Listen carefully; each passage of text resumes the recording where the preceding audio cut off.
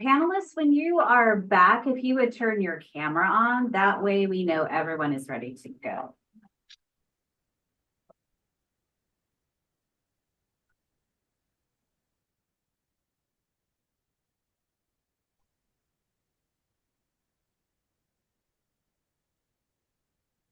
I think we're ready, Sarah. Okay, great. I see that now. Okay, thank you, Rachel. Welcome, everyone. My name is Sarah Peets, and on behalf of the Nebraska Arts Council, I'd like to welcome you to this panel meeting. We are convening today to review applications in the Arts Project Grant category, specifically theater, dance, and festivals. Decisions made by this panel will determine funding for all of the applications. They will be reviewed by the Nebraska Arts Council at our next board meeting, which is June 4th of 2024. I now would like each of our panelists to introduce themselves to all of those listening in, and I will call on you one by one. I will start with Susan Bear Collins. Good morning. My name is Susie Bear Collins. I work and have been associated with the Omaha Community Playhouse for many, many years. I'm currently serving there as the co-artistic director at the Omaha Playhouse. My job is to direct plays, help sort of guide the vision of the theater, and my experience has been a long time actor, director, acting theater teacher. I also engage with the community, especially community theaters besides the Playhouse and high school theaters as a dialect coach for various theater projects. I've loved my association with the Nebraska Arts Council. My own career has benefited from it, and I'm very happy to be here. Thanks. Thank you, Susie. And next, Rachel Combs, please. Good morning. I'm Rachel Halbin Combs. I first moved to Omaha in the early 1990s to join the Blue Barn Theater and have worked with a variety of Omaha performing arts organizations as an artist and as an administrator, including the Nebraska Theater Caravan at the Playhouse, Opera Omaha, and I've continued to remain connected to the Blue Barn and also Great Plains Theater Commons. And I'm currently earning a living as a grants manager with Fox Creek Fundraising, which is giving me the opportunity to get to know an even wider swath of really wonderful nonprofits in our region. And like Susie, I have a deep appreciation for the Nebraska Arts Council, and it's a real pleasure to be here this morning. Thank you, Rachel. And next we have Danielle Lorian. Hi, I run the dance program at South High School, as well as adjunct faculty for the dance courses at UNO. I also am the artistic director for the Moving Company, which is a regional modern dance company, and the Reach For It program, which is a movement group for older adults. My other capacities are that I am the VP for Arts Education for Nebraskans for the Arts, and I'm also on the board for the National Dance Society. Very happy to be here. Thank you, Danielle. And finally, we have Dr. Peter Lefferts. Hi, I'm Peter Lefferts. I'm a retired professor of music at the University of Nebraska-Lincoln, where I served for over 30 years, mostly in the classroom, but then more recently in administrative roles, including a year as the director of the School of Music and Dance. Thank you, Peter. And in addition to this distinguished and knowledgeable group of panelists, we have several Nebraska Arts Council staff on hand to help facilitate. We have Mike Markey, Executive Director, Rachel Morgan, Program Specialist, our Communications Manager, Sam Henney, and our Program Coordinator, Josh Brown, all helping out, and Grants Administrator, Jennifer Dreibelis. So beyond that, I will ask Mike to say a few words. Look at that. I knew enough to unmute myself. Thank you, Sarah, and thank you for taking this on. Congratulations. This is Sarah's third panel in a row in 3 days, and she's done a wonderful job, and I thank you. Rachel, congratulations for putting together such a wonderful panel. There's a lot of knowledge and experience on this panel for those of you out there, and they're going to do a wonderful job talking about your applications. Their comments will be very much beneficial to you in helping you with your applications and with your projects. So I hope you take what they have to heart. I wanted to mention just a couple of things while I have you, and that is that the nature of our work, public support of the arts, is successful because of folks like you who let their elected officials know about the work that you're doing and the work of public support of the arts. So I encourage you to take the time to invite your elected officials.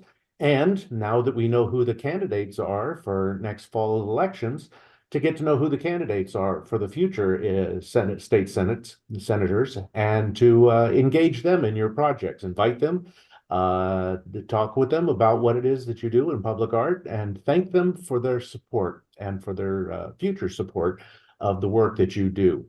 I wanted to let you know that we have finished our 3-year strategic plan, and it will be unveiled shortly.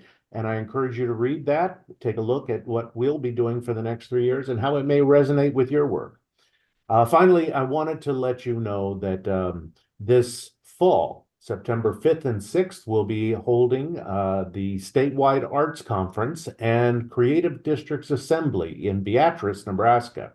That first day we'll be convening for the first time all the new creative districts across the state so that they can learn about what they're doing and learn about the role of creative placemaking in Nebraska. And if you're unfamiliar with that, I encourage you to go to our website and look it up. There's an awful lot of important work being done in communities across the state. And then on Friday, the 6th, we'll have our Statewide Arts Conference, an opportunity to participate in workshops, listen to speakers, and get to know each other and other artists across the state. So I encourage you to participate in that as well. I think that's all I want to say, except I can't wait to hear about these projects. I come from the world of music theater, and so a lot of these are dear to my heart, as are these panelists. So I'll put you back in their hands. Sarah, congratulations again, and thank you. Mike, thank you. And now I will turn it over to Rachel, and she will go through the panel process with us. Thank you, Sarah. For those of you listening in, we just wanted to give a brief explanation of how things will run today. This panel is focused on projects that have a theater, dance, or as a festival as their main component. We will go in alphabetical order through the applications. You will not be able to interact with the panel. The panel will not see comments that are typed into the YouTube chat, but we do encourage you to put into the YouTube chat if you're there, and let us know, because it's always nice to know who has come and who is viewing from the staff perspective. But just wanted to let you know there is not an interaction, but this is a great opportunity to be able to listen in to the conversation and be able to hear the reviews and hear that discussion. We will also be providing written minutes, and those will be attached in the grant system. So you will receive a written copy as well for those to help those that were not able to listen and still be able to have that feedback from the panel. All of the grants, the recommendations from these grant panels will be presented at the June board meeting, and you will hear about the decisions after that. So just be aware that you will not hear next week about if your project is funded. There's a little bit of a lag time there. So just wanted to make sure that you're aware of that and what that time frame looks like. And that is it. Thank you, Rachel. And now we will get into the discussion of applications. Again, I will start with a synopsis of each application from Rachel, followed by a review from the primary reviewer, followed by the secondary reviewer, and then we'll take a moment to shore up your scoring. We'll pause for a bit, and then we'll move on to the next application. So our first application is the African American Empowerment Network, and we'll start with a synopsis by Rachel. Thank you, Sarah. This grant will help pay for several artists performing live in Dreamland Park, a balloon artist that will create a variety of balloon designs for children to take with them, face painters that will create artistic designs on children's faces, raku firing, where artists teach children and artists how to make ceramic pottery, horse-drawn carriages, live nativity animals, including a camel, and cartoon characters that interact with children. They estimate 5,000 people are expected to attend the event. Thank you. And our primary reviewer for this application is Peter. So we'll start with you, Peter. Sure. The hosting organization for this event is the African American Empowerment Network.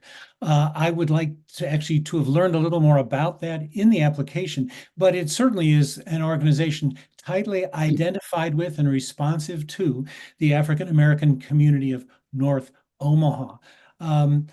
This is perhaps the largest single annual, certainly the largest single holiday event held in North Omaha.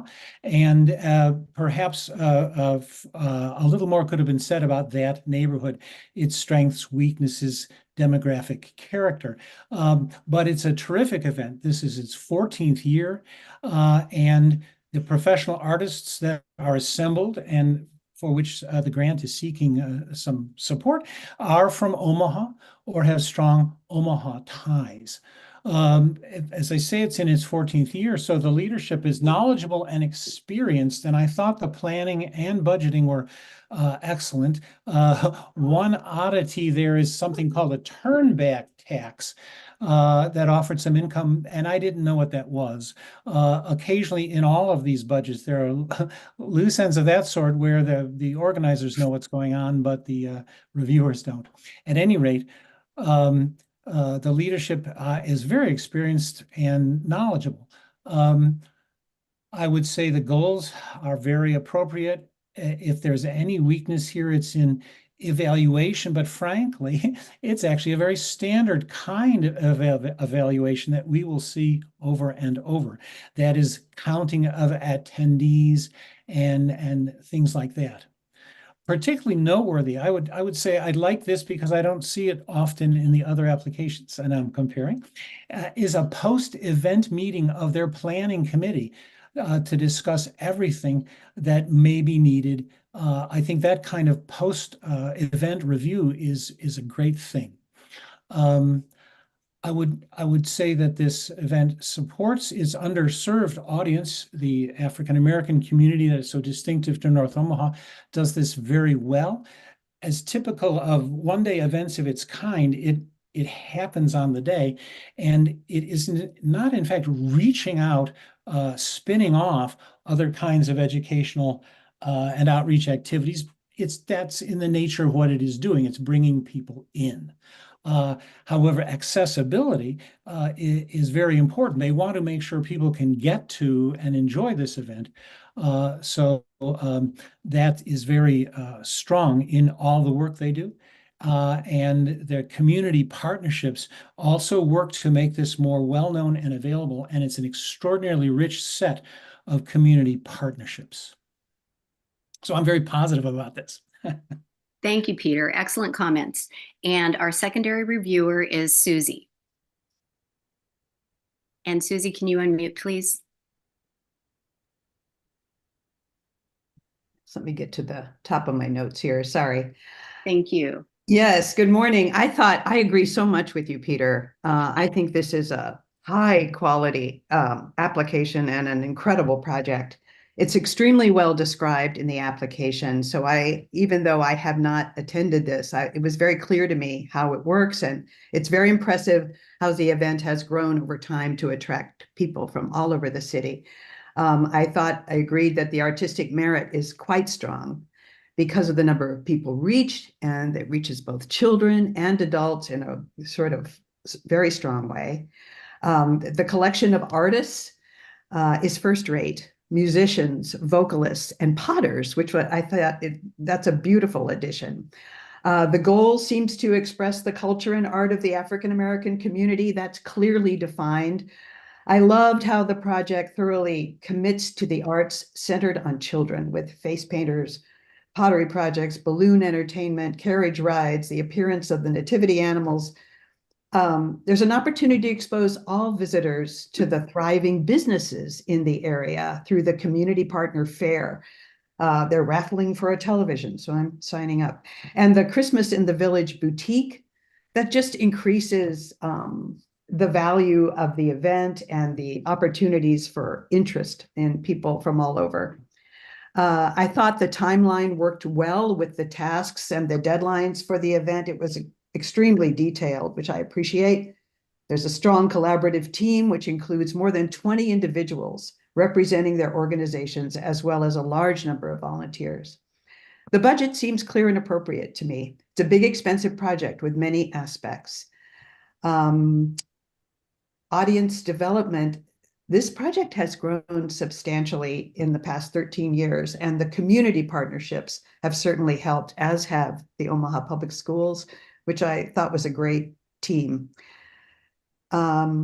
Rebuilding the Village Conference and the African American Leadership Conference were each attended by 800 people. That's a huge number of businesses, barbershops, daycares, Omaha Housing Authority, pastors, faith leaders. I really appreciate the outreach. It seems to have grown beyond what might be an acceptable amount of outreach in order for the targeted audience to be reached. And I thought both letters of support presented by the organization were specifically geared towards supporting the event for which these funds are requested. That's a lot to say, considering I pretty much agree with Peter. All right. Thank you, Susie. Well done. And Rachel, do you have any additional comments? Not really. No, I concur with everything that's been said. I was actually going to make sure to point out how strong I thought the letters of support were, but Susie went ahead and did that. This was one of the last ones that I reviewed, and I was really impressed by the scope and breadth of everything that they've accomplished, and the clarity of the presentation and description. All right. Very good. Thank you, Rachel. And Danielle, do you have any additional comments? I just had one, but I do wholeheartedly agree with what the panelists have said so far. My one comment, or more of a curiosity and question, was that they talked about the demographics of North Omaha shifting a little bit to increase the Latino Hispanic population and the Asian population in the area as well. And I was curious as to, even though most of the programming was focused with an African American demographic in mind, I was wondering if they were considering programming or certain partners that also highlighted those other demographics that are becoming a bigger part of that community. So that was something that I did not see in the application, and I was curious if they were addressing some of those shifts that were happening in the community. All right, good observations. Thank you. Okay, I'm going to pause a moment, and you can shore up your scoring. And once you do, would you please give me a thumbs up or wave? And I know that you're ready to move on.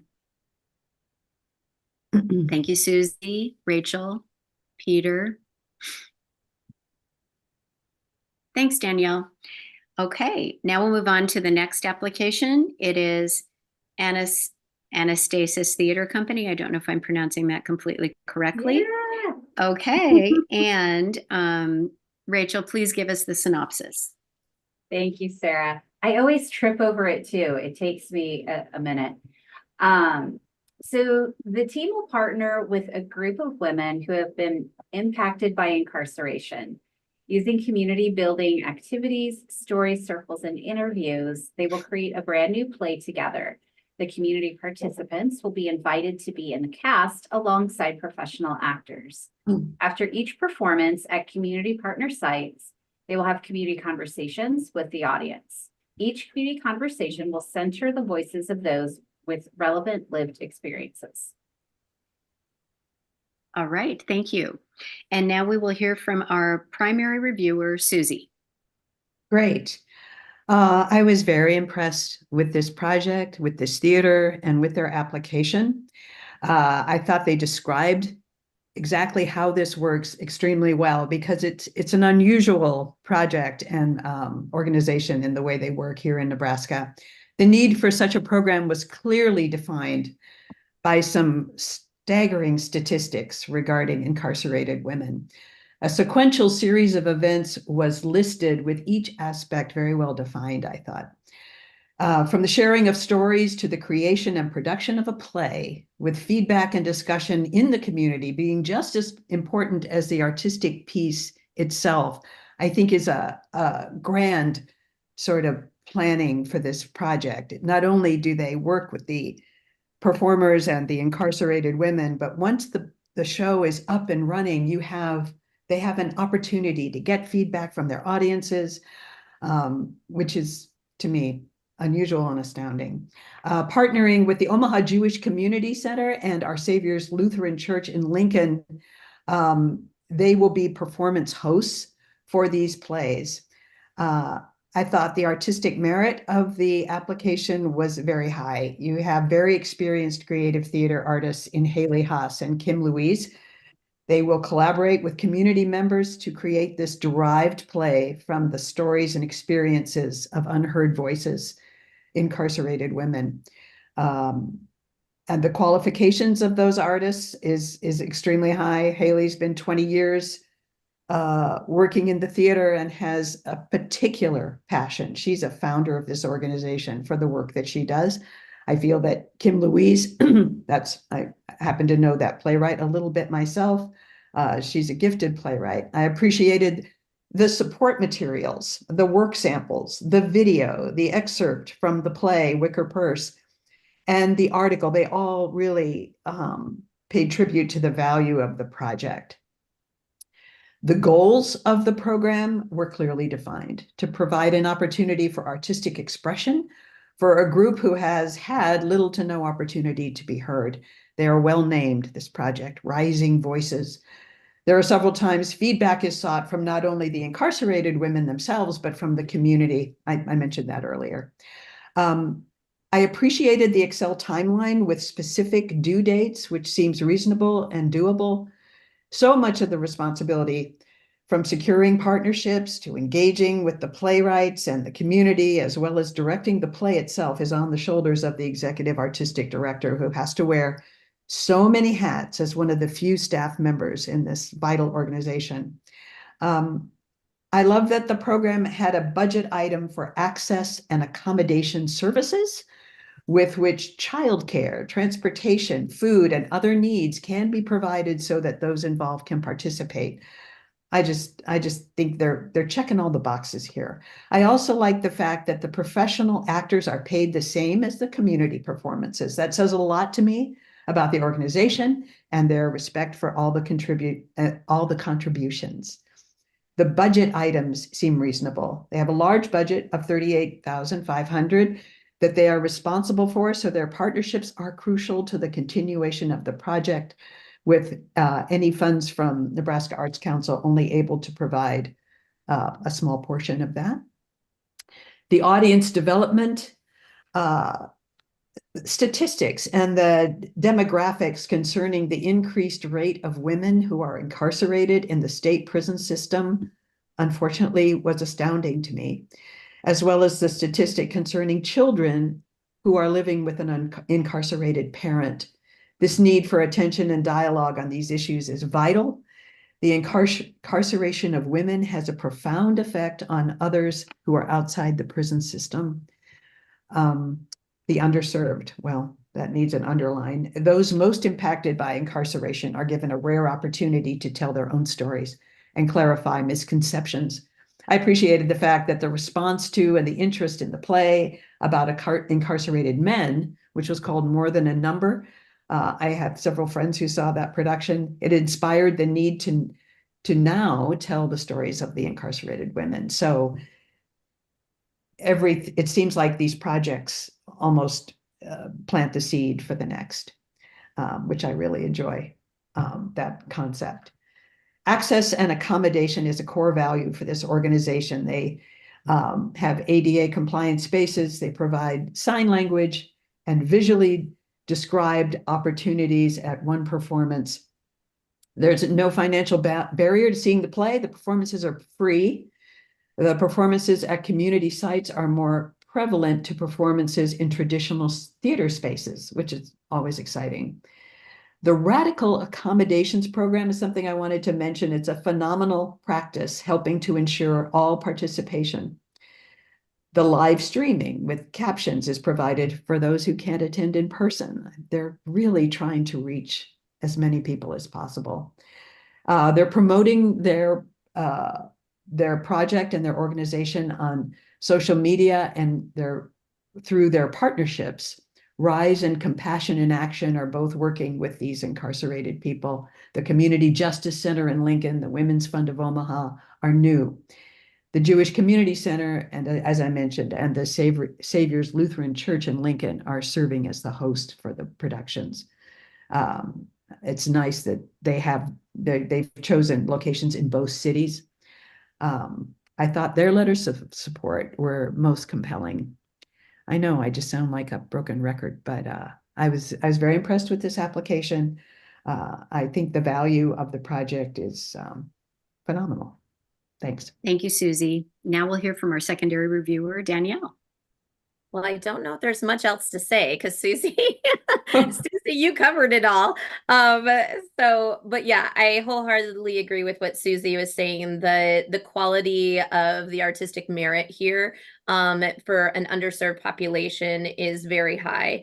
I feel like the accessibility really stood out to me. I was impressed with all the components that were thought about to make sure that the participants were able to be a part of this project and to make sure that the audience had accessibility to see them.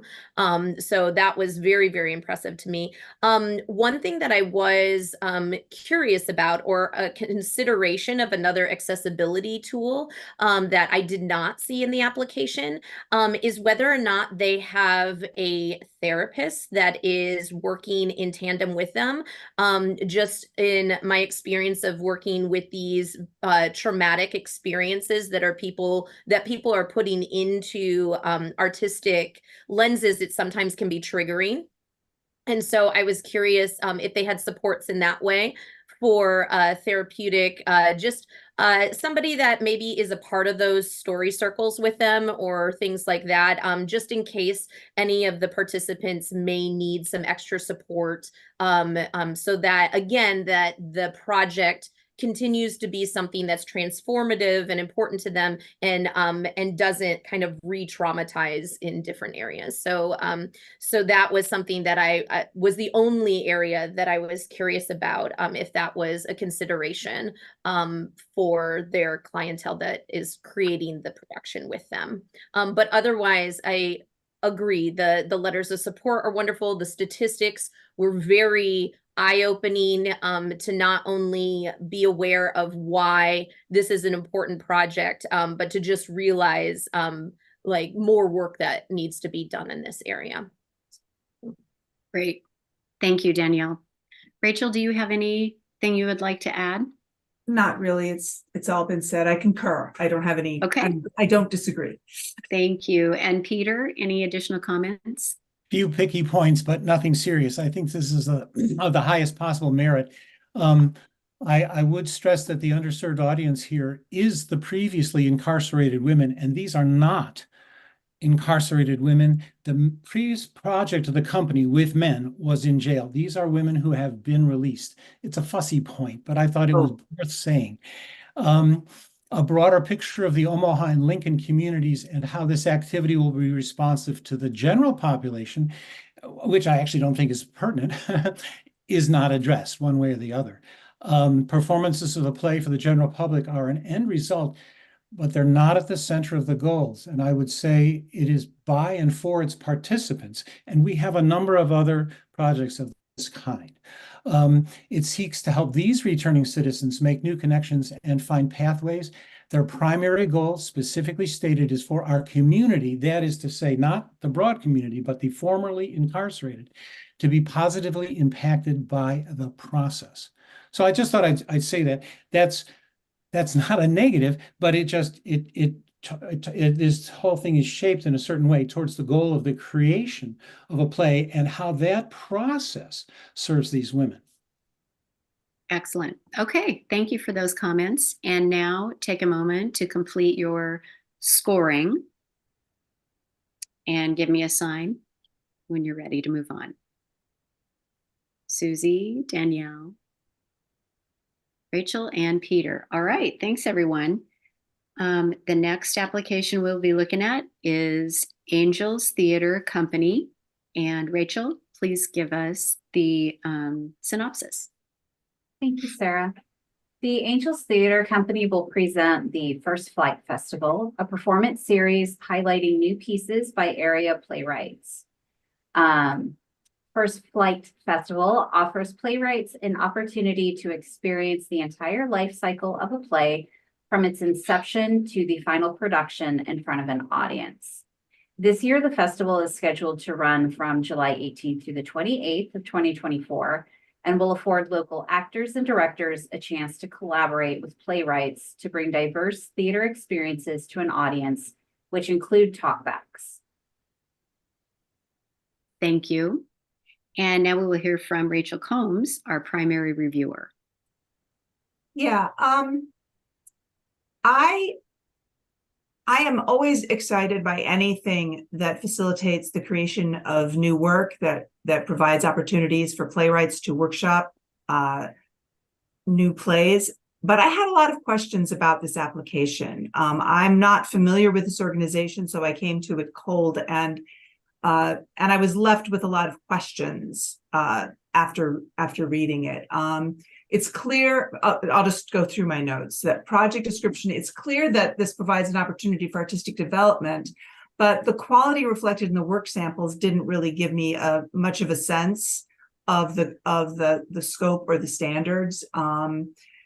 There wasn't a lot of detail about artistic standards. I appreciated the length of time that fledgling playwrights received to develop their work in a collaborative workshop process with other playwrights. And I consider that, combined with the opportunity for culminating public productions, that's the strongest aspect of this application to me.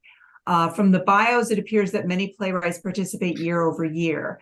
I really wanted to see some data regarding the number of submissions annually and get a sense of the typical annual breakdown between new and returning playwrights. And again, I really struggled to understand what the criteria was for selection.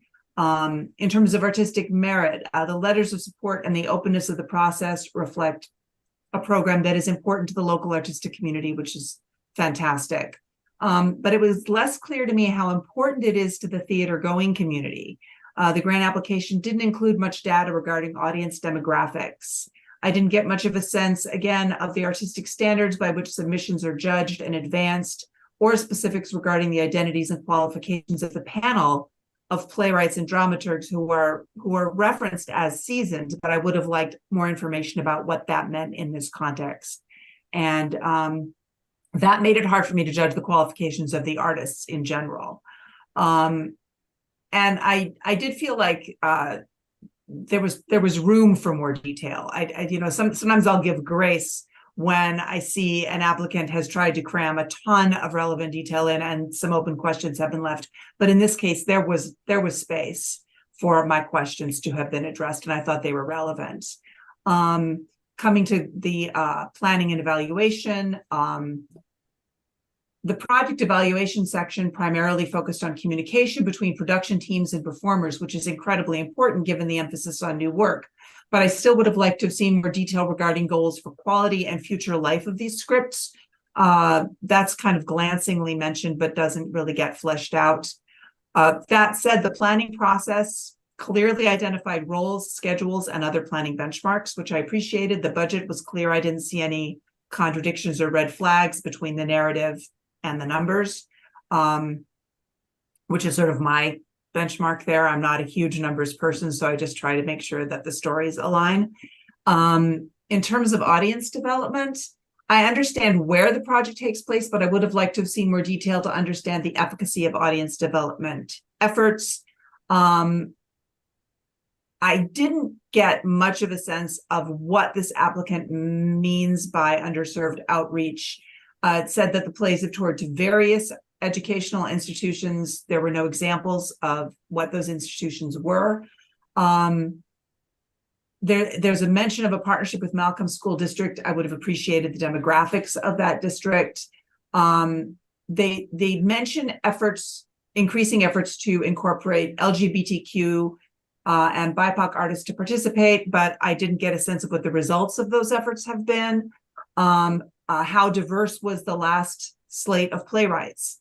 What was the impact on the audience of that? Again, I had a lot of questions, and that made it hard for me to assess some of these things. And same thing with outreach and accessibility.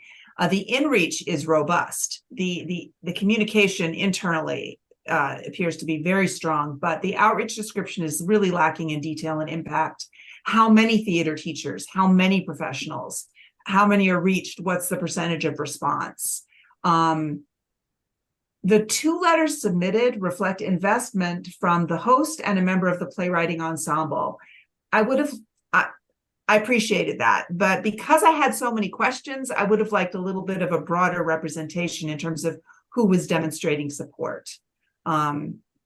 So again, this application really left me with a lot of questions about something that I really I think is doing important work. And so I'm very curious to hear what my fellow panelists have to say.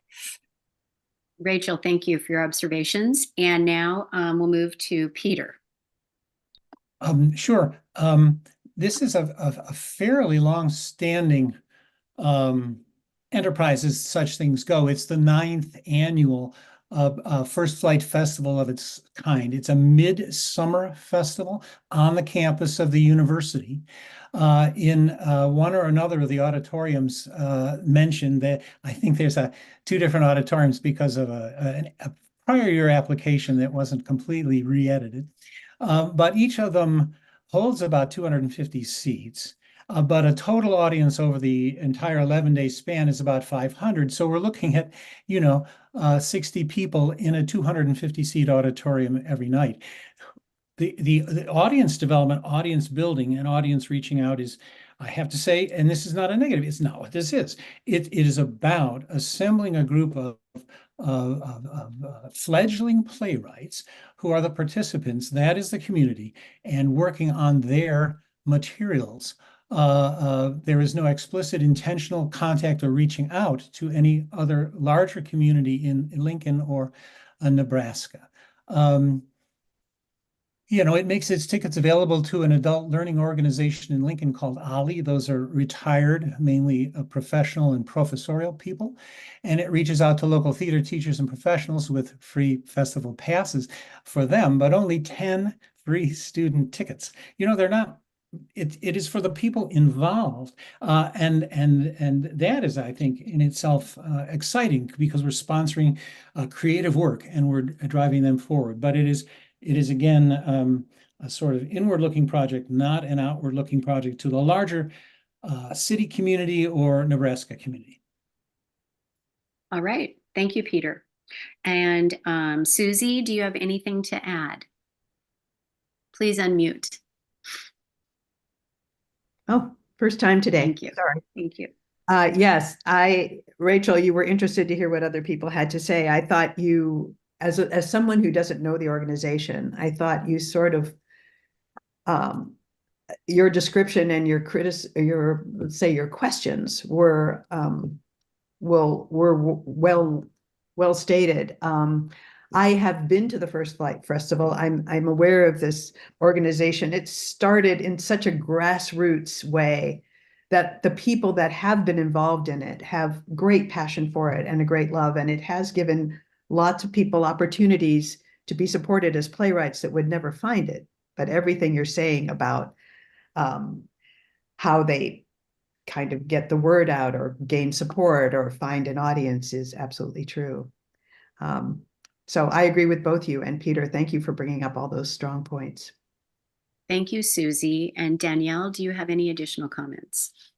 I agree. Like, it was the insularity focus versus the outreach focus that was lacking.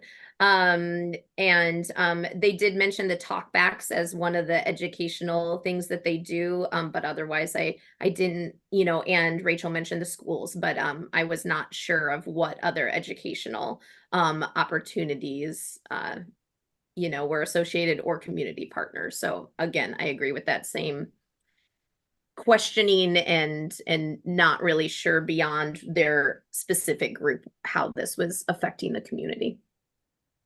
Rachel. If I can add some, listening to this, I'm also struck, and this may be not what this organization cares about, but it strikes me that it's an opportunity to engage the public in getting excited about the creation of new work, right? That maybe it's a missed opportunity to encourage collective communal investment in new work, in fostering artists. That it's, I get the power of artists being together in a space, supporting each other, but welcoming the public in at certain points of a festival like this is a real opportunity to sort of help move the whole art form forward, right? And to help to help the community see the value of creating new art as opposed to looking for always a script that you've seen done before elsewhere. So I just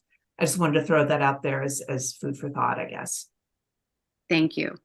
Okay, I'll give you a moment to complete your scoring before we move on. Everybody. Susie, thank you. Peter, thank you. Danielle, thank you. And Rachel, wonderful. And okay, we will move on to the next grant application for review, and it is Asian Community and Cultural Center. Our primary reviewer will start us off, Peter. And I'll start with a brief summary. Yes. Excuse me. Thank you, That's Rachel. all right. That allows the panelists time to kind of switch over to the next application. So trying to give you guys a little buffer there. This grant will help pay for performances for 10 to 12 groups who will perform at the 2024 Harvest Moon Festival at the Lincoln Antelope Park Bandshell on September 15th. It will also cover the cost of materials for the activities, including a balloon artist, face and henna painting, and bouncy castles. They are expecting over 1,000 people from Lincoln and the surrounding areas to attend the festival. All right, thank you, Rachel. Now we will hear from Peter. Sure.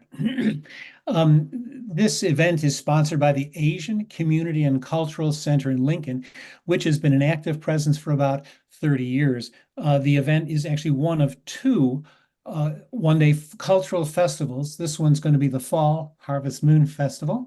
And the artists are local amateur talent drawn from Omaha and Lincoln, primarily dance and drumming ensembles that are important in a number of specific minority communities where they are part of local efforts to preserve and share a distinctive cultural heritage and set of traditions. So when you're talking about quality, we're not looking at national talent, but this event is respected, and these groups are respected, admired, and enjoyed, on a local level.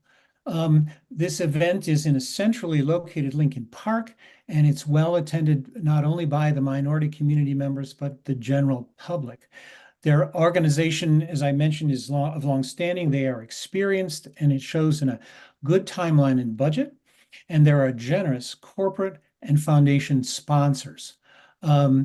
The stated goals are clear and appropriate, that is, reaching out to established and newly emerging immigrant communities and sharing Asian heritage and fostering its preservation. This year, they're actually reaching out beyond Asian communities, East and South Asian communities, to Afghani and Ukrainian groups. And perhaps for those of you who don't know this, Lincoln is a designated refugee-friendly city and wears that as a badge of pride. I have no idea how Lincoln might compare to Omaha overall, but this is something where Lincoln waves a flag, and the Asian Center does understand the demographics of this community, this various diverse populations of emigres. It knows how to reach out to them and build community support in all of these local places and then more broadly. So I would say as well, it's one of these events which is festival oriented. It brings people to the location on the given day. It doesn't generate spin-offs outside this event or across the city. These are already happening. It's actually bringing together such things. Although separately, the Asian Center does a great deal of outreach as part of its broader mission across the year. And we'll see that again, where an organization may do much more outreach than is involved in the particular thing that they're asking for funding for. That is a good example here. Thank you, Peter. And our next reviewer is Susie. Yes. Yes, thank you. That was well described, Peter. I agree with so many of the things you're saying. When we were talking about the qualifications of artists, these performance groups vary in terms of artistic achievement, but the devotion to the interest and the rarity of some of these cultural art forms kind of oversees that. It overwhelms that. There's an exposure to a particular ethnicity that is very apparent. So these varying degrees of artistic merit, in this case, high artistic merit isn't so much the point as exposure, and I appreciate that. Let me just look at my notes to see if I have anything in addition to say.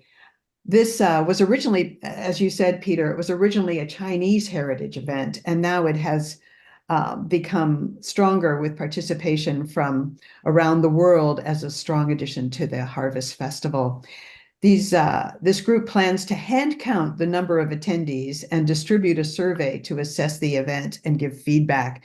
It's very hands-on. The opportunity for them to have high digital resources is probably very limited, and I appreciate their efforts.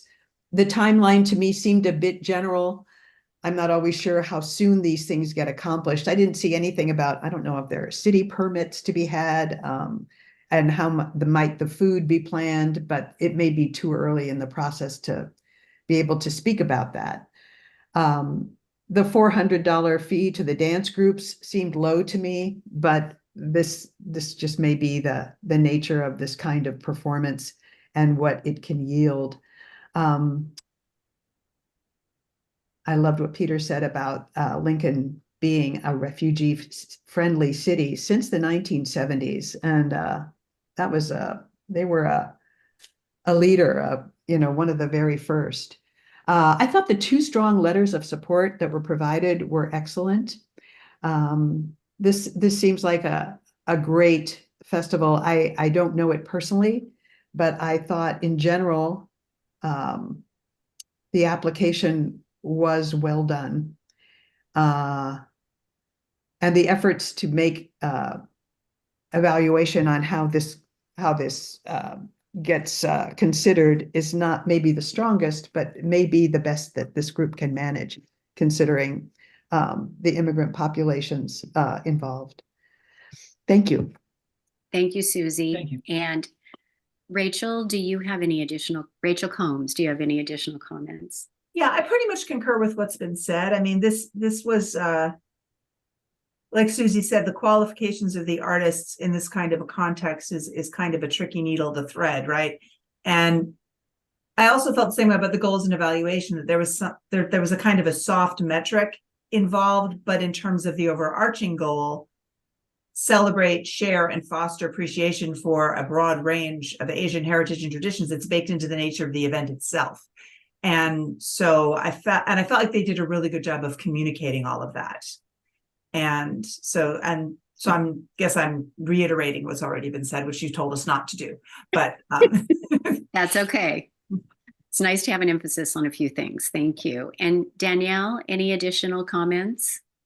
One of the questions that did come up beyond the fact that I agree with what everybody's saying was I was curious. I know they were wanting to do those surveys. I was curious what they plan to do with the data from those. I wasn't sure, I know it is a kind of, as we're mentioning, this grassroots trying to get that information, hand counting and whatnot, but I would really have liked to see what they plan to do with that as a way of moving forward or growing. And the other thing too is that while the outreach is obviously bringing awareness to cultural movement that many of the population in Lincoln may not have access to. I was curious as far as the audience was concerned, if there was any connection in the community with the underserved population. Is there, whether in the schools or other community partners, that they're doing something to bring them into the festival or be guest of honors for the festival or things like that, so that it's not just the performers that are an underserved population, but that potentially the audience coming to view this could have more accessibility. Good points. All right. Okay, take a moment to complete your scoring. And Rachel, we are almost at 10 o'clock. Rachel Morgan, we're almost at 10 o'clock. Is this a good time for our first break? I think that's a great idea. Let's take a break and plan to come back at 10:05. All right. Great. Okay. Thanks, everybody. See you soon.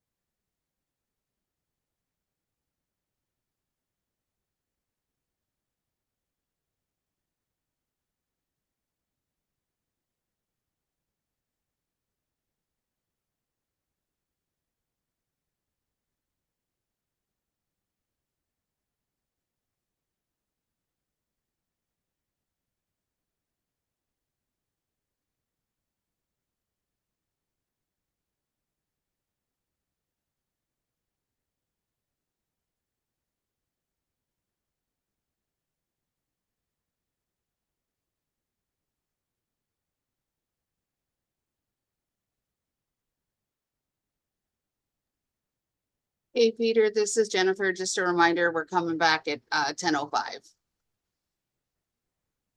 Yep.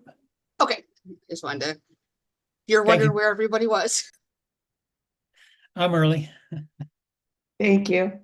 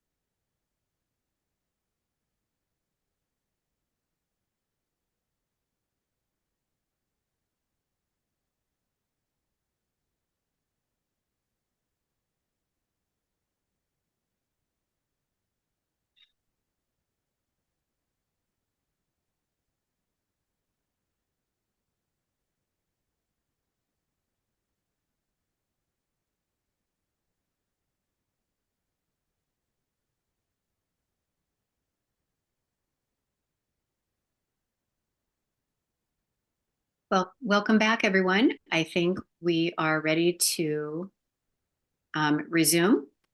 And Rachel Morgan, please start us out with a synopsis of the next application, which is the Benson Theater. Thank you, Sarah. With special permission from the Broadway licensing, Benson Theater will produce a 2-week run of the Americana-style musical Ghost Brothers of Darkland County, written by Stephen King and John Mellencamp, running Thursdays through Sundays, October 17th through the 27th of 2024, before it is available on a national scale. They estimate 800 people will attend over 8 individual shows, and that does include free and reduced price tickets. Okay, very good. And Susie will start us out with the primary review.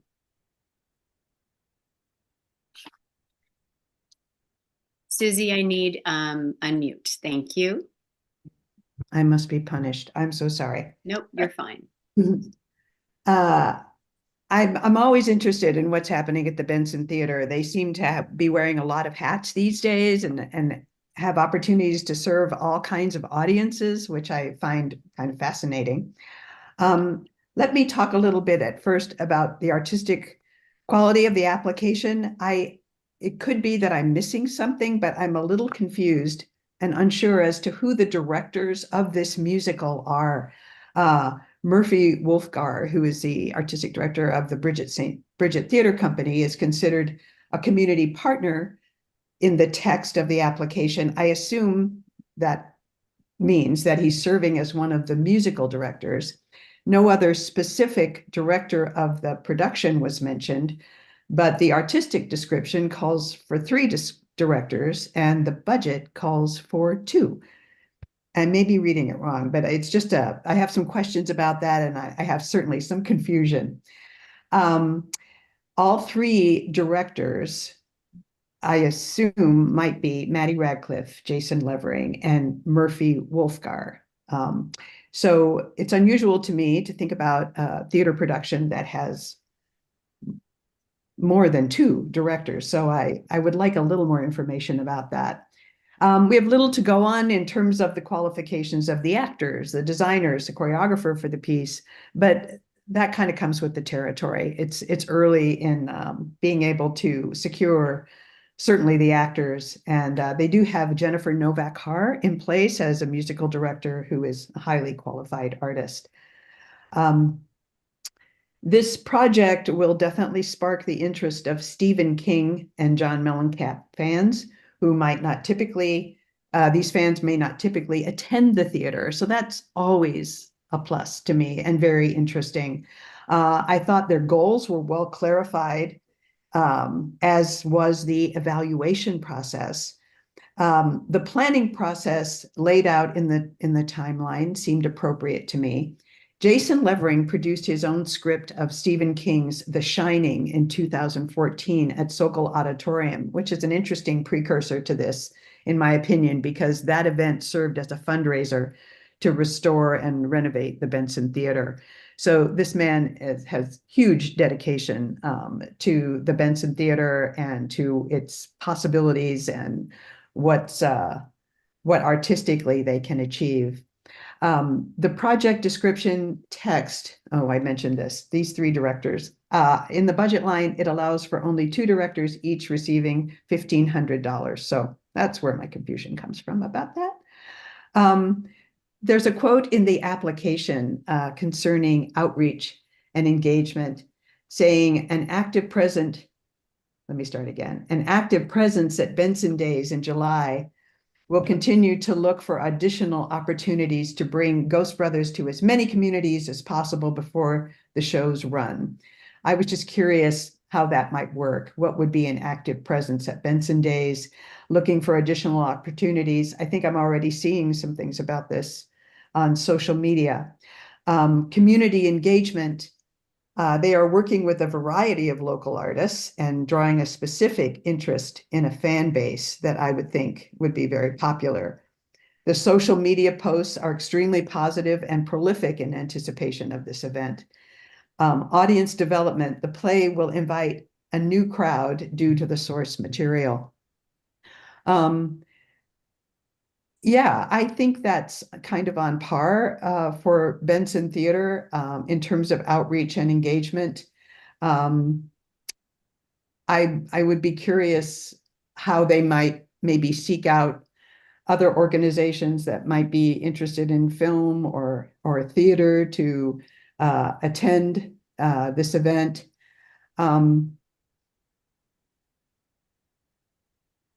Yeah, other than this kind of major question I have about what the budget says as opposed to the process, that's this play, this Stephen King play has just become available from Broadway licensing, and it's very unusual for there to be a play that's based on a piece by Stephen King. So I think their choice of this and their ambition in this project is very strong. Thank you, Susie. Thank you. Mm-hmm. And our next reviewer is Rachel Combs. Yeah, I concur. I had some similar questions to Susie. I also noticed the discrepancy with the budget a little bit, and I also was curious about the artistic leadership of the project. I don't know necessarily if it's relevant, but while it's an exciting opportunity for a regional premiere, but I did find myself wondering, I get that there's a licensing gap, but it's just curious to me that it really, doesn't seem to have been an interest in remounting it anywhere, I just wondered if there was a reason. So I kind of struggled a little bit with the artistic quality of the project itself. I tried to find information about that, and I couldn't find a ton that it definitely, as you say, that there's definitely there's an interesting cross section of niche target for this appeal, but I worry that it may actually end up being very narrow. Social media can be deceptive in terms of who responds and says they want to come to something and who actually shows up. So I was a little bit concerned that there might be about the actual scope of the appeal of this project, and again, who the artistic leadership actually will be on the project itself. And in terms of the planning process, I felt like the timetable was kind of generic. There wasn't a lot of specification as to who was responsible for which benchmark, which is one of the things that I always look for in that document.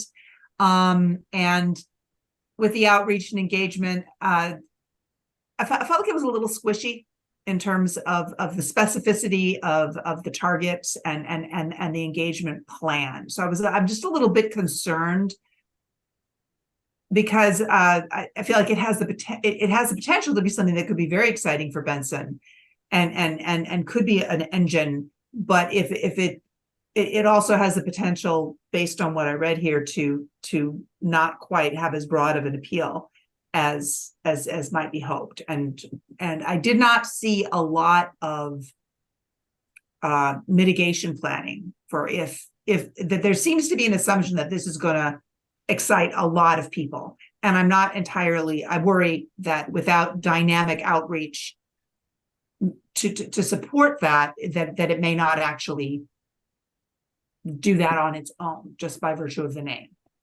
So I did worry. I found myself worried. So, and I think that's most of what I have to say. I thought the letters of support were strong, but they basically demonstrated importance within sort of the pre-sold artistic community that's interested in this project. I would have been curious to see if there was any, I mean, we don't make necessarily a requirement of this, but I would have liked to have seen a little bit more about what, since it is a community that they presented as something that's going to kind of be dynamic for the Benson community.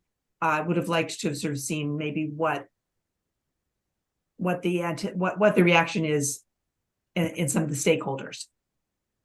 Okay, very good. Thank you, Rachel. And Danielle, do you have any additional comments to share? I don't really think so. I mean, they're commenting to a lot of what I put with, I didn't know who the specific community partners were going to be to do this outreach with. It was, as Rachel said, kind of squishy, so there was this desire, but I didn't see the concrete of what was happening. And I did make a note that the letters of reference were not from community partners that were involved in the outreach aspect of it, because those don't seem to be understood. And so, yeah, again, it seems like it has the potential for some good artistic merit, but I don't understand the full breadth of how it reaches into the community.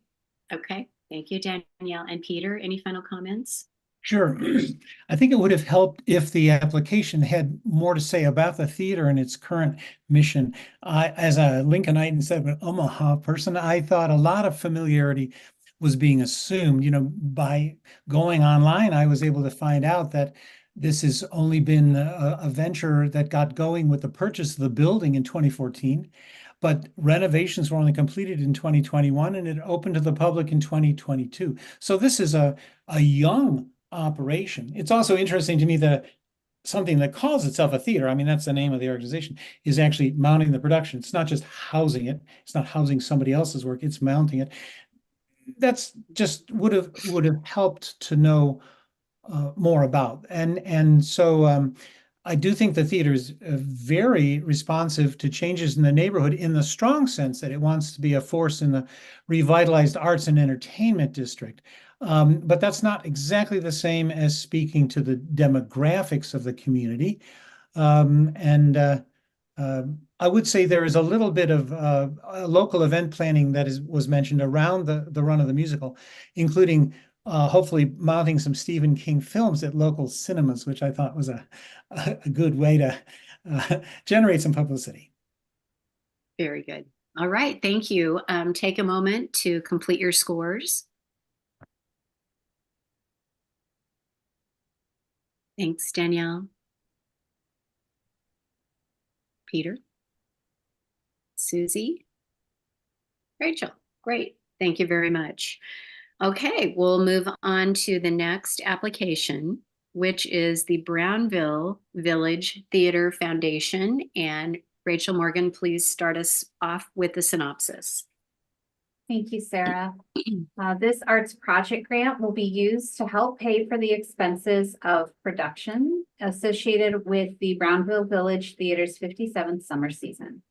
5 shows will be produced and performed in a true rotating repertory, a unique and endangered art form at the Brownville Village Theater, which is located in Brownville, Nebraska. Thank you. And Rachel Combs is going to start us off with the primary review. Okay. This was another one that was new to me, which, given how long they've been there, I was a little embarrassed about.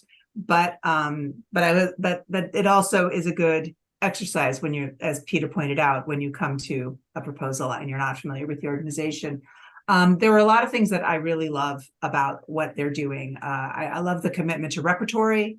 I love the commitment to young artists and a sort of an entry level opportunity for young artists. It looks like it's a great fresh out of school opportunity for young actors in particular. That said, I always do have some questions. I felt like the project is clearly explained. The selection of scripts is thoughtful, and I think it's a nice range of options for the audience. It's exciting to see a regional premiere in this kind of a context. I think that's just fantastic. And it looks like they really are committed to combining drama, comedy, and scripts targeting young audiences, which is also just a great thing to see. I think that the application made the case that the summer repertory is important to the community of Brownville as a driver of tourism, and that's definitely a part of their core identity as an arts organization. They make an argument for diversity among the artists that they don't really back up. The application does mention non-binary individuals in the upcoming ensemble. And states a commitment to diverse perspectives. And I recognize that this is a challenge in a changing world, but going back through the work samples and looking at their website, it's clearly a predominantly white company year over year over year, and it doesn't look like that's changing this year. Moreover, from what I can tell, every single playwright, composer, and lyricist represented by this slate of plays is a white person. And that's where I think that's where they're really missing an opportunity to be a leader. Given their role in this community, given again that they're saying that they have this commitment, that starting with the slate of plays that you select, starting with the artists who are leading some of these projects, there's opportunities to open that door, and I just did not feel, I felt like that was a weakness in their application. And again, I've said that this comes up for me a couple of times with some of these proposals. I could not quite get a sense of what the criteria is for the selection of artists, like what they're looking for. It sounds like there's 2 artistic directors who are life partners as well as professional partners who have a long history with this organization, and that they've selected an ensemble of artists who collectively direct, design, and perform the repertory. So this is being represented as an early career opportunity. I would have liked a sense of what kind of seasoned leadership was at the helm, because I found myself concerned that if it is predominantly you bring in a bunch of young artists and you say, here, you're responsible for everything, that there's the potential for some abusive work environments to emerge. There's the potential for some avoidable mistakes if young artists early on in this process don't have some guidance and leadership coming from the top. I think a lot of us have been in those kinds of situations early on in our careers. And so I just felt like I would have liked a little reassurance that there was some real leadership for this young ensemble to take them through. It sounds like they have to work awfully hard, which is great, but I want to make sure that it's a positive and enriching experience, and not one where they could be taken advantage of or just basically not used well, for lack of a better term. Their project goals and evaluation, they had numeric goals clearly stated, which I appreciated. I always like to see actually measurable goals. We often don't see actually measurable goals. It's always a problem and a challenge, I should say. The goal of producing quality theater is always subjective, but they clearly state specific goals for individual productions regarding impact on audience experience as well as attendance. I appreciated that specificity. And I also appreciated a clear, good faith effort to collect audience feedback in addition to tracking numbers. I felt like the planning process was pretty clearly outlined, but I was unclear as to who directs individual productions and where, when in the planning process those selections get made.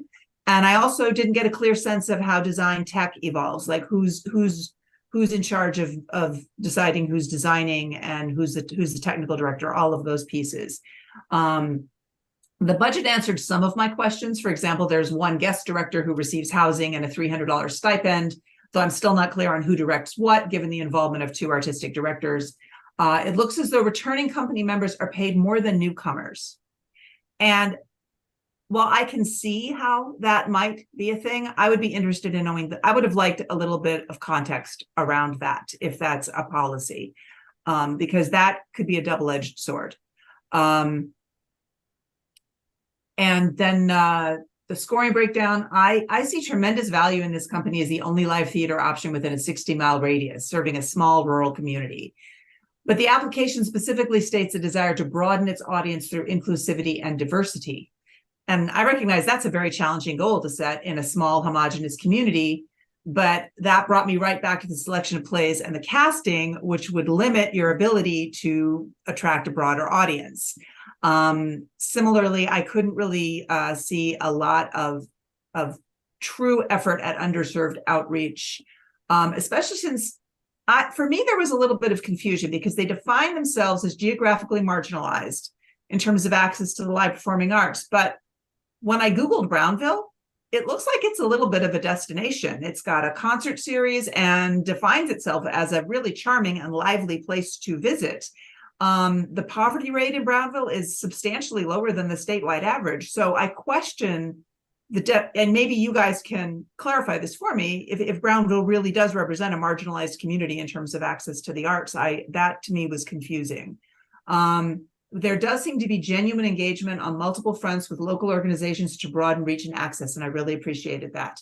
I liked the scope of partnerships and engagement initiatives, as well as the variety of ways that they find for the ensemble to interact and engage with the community. I thought that was lovely.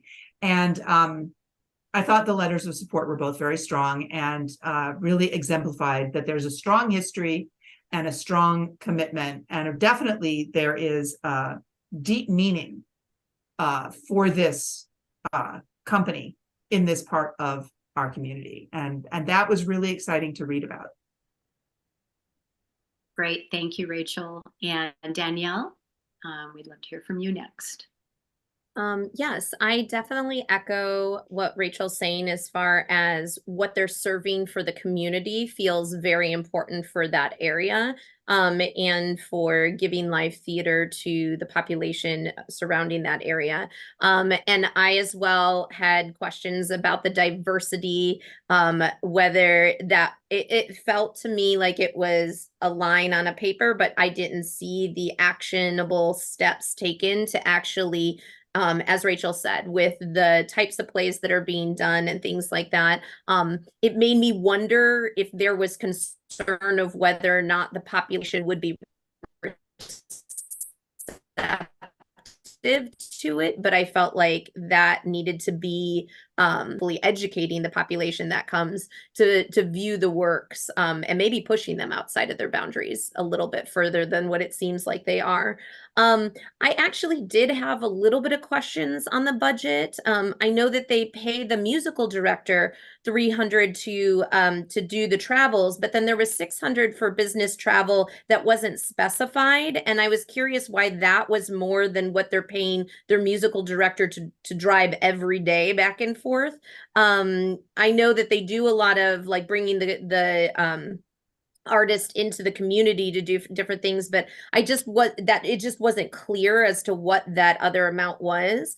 And because of not being as clear about the artistic director's roles in specific aspects of it, I felt like the amount that they were getting paid compared to the actors themselves, the music director, seemed high. They were giving each of themselves 5,000, and then the next was like 1,500. So like it felt like it was a bigger discrepancy in that, and I wasn't sure what merited that extra amount. So budget wise, that was for me, but I did appreciate all of the evaluation. That for sure felt very clear as far as what their goals were, how they're using their surveys, their datas of their ticket counts, things like that. They definitely are tracking a lot of that, and wanting that return audience member, as they mentioned, was a big focus for them. One of the things that I did talk about is that I did ask about is I noticed that it wasn't included in this application, but I noticed when I was searching on their website, they do like young performers workshops and stuff to like work in the community with the students, but that didn't seem to be specified at all in here. So that outreach part of it was I thought maybe was a missed opportunity to bring the youth that are part of that workshop maybe integrated into some of this or as audience, things like that. So, but I think that is in some ways a sell for them on getting funding like this, is that they are doing work in the schools, but that was not actually specified in the application for this particular thing. And my other thing was just in the letters of support, there was one from the community and one from a former member that's used that experience to go on. I would have liked to seen the second letter, be part of their community partners, just because, again, I realize that, this has an impact on those that are involved. But I am most curious about who's supporting it within the community, that year after year will have this entity. Thank you, Danielle. Peter, do you have any additional comments?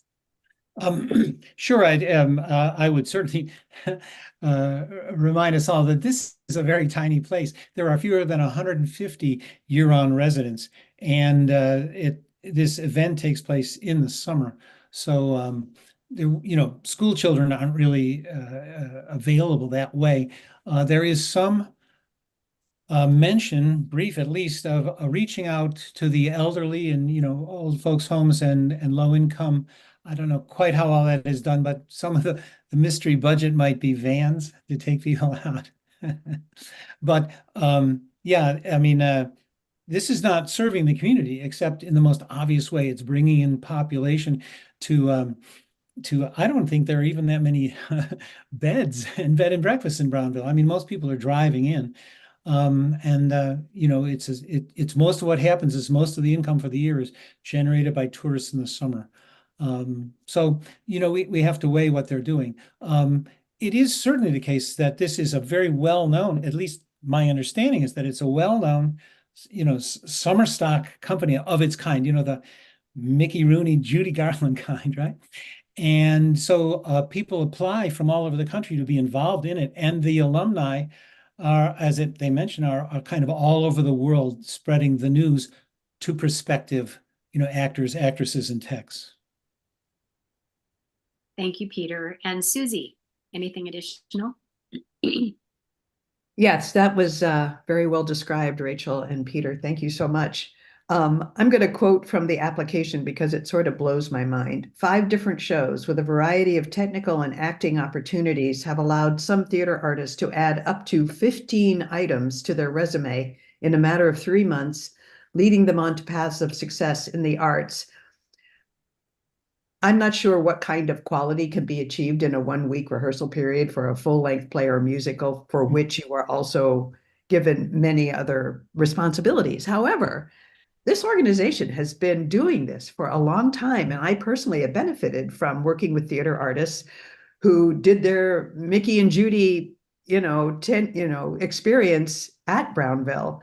And it's that very early journeyman job that these young people are being asked to do. And just because I know that they attend certain audition conferences, and at those, you're always looking for actors primarily, but these people have to also, the people that are casting and creating the team that are going to create all these plays, have to also look at what other skills these people can bring. So it pares down who they can hire. And I was a little concerned, and this is just my want, that these artistic positions seem highly underpaid, but I don't know how I'm not sure they can avoid that. And there are people who are looking for these opportunities. There are so many more young people who want to work in the arts, especially post-COVID, that their opportunities are limited. So I just wanted to bring that up.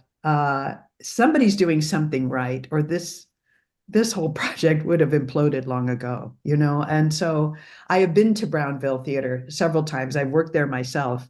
It is a charming place, and it is a unique thing in Nebraska. Great. Okay, thank you. Let's complete our scoring for this application. Thanks, Danielle.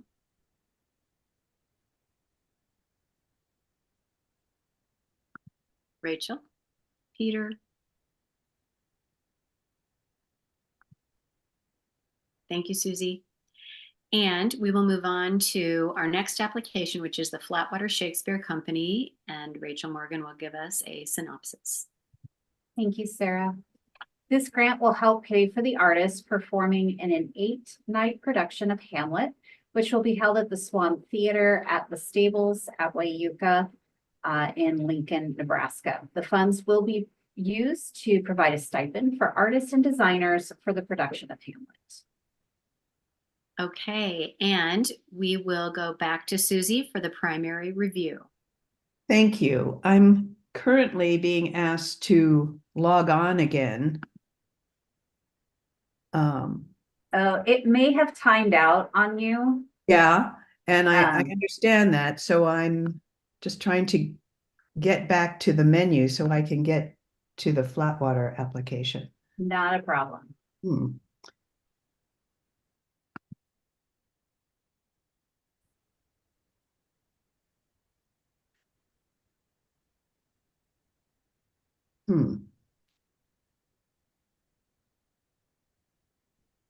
Susie, are you logged back in?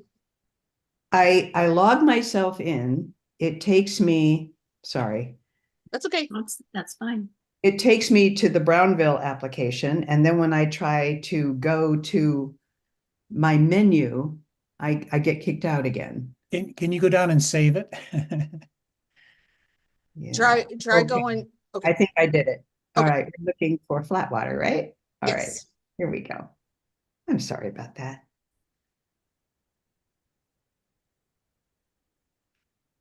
Great.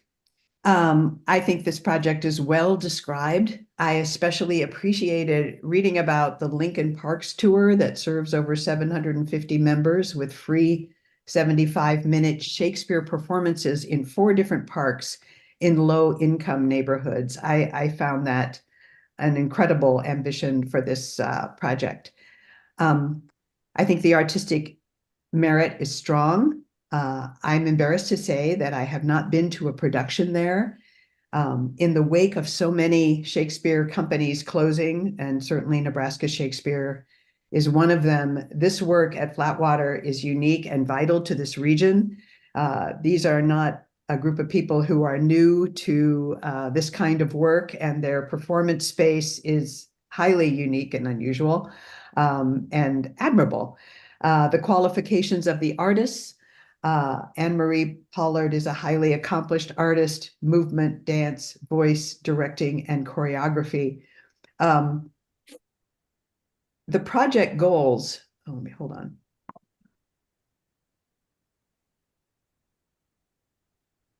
Sorry, yeah, okay. The project goals and evaluations, there's an exposure and discussion of Shakespeare. It gives opportunities to local theater artists to do this great work. I thought that was well explained, expanding their social network, getting audience feedback, updating their website, maintaining high quality. They offer stipends to actors, and they have a statement of inclusivity.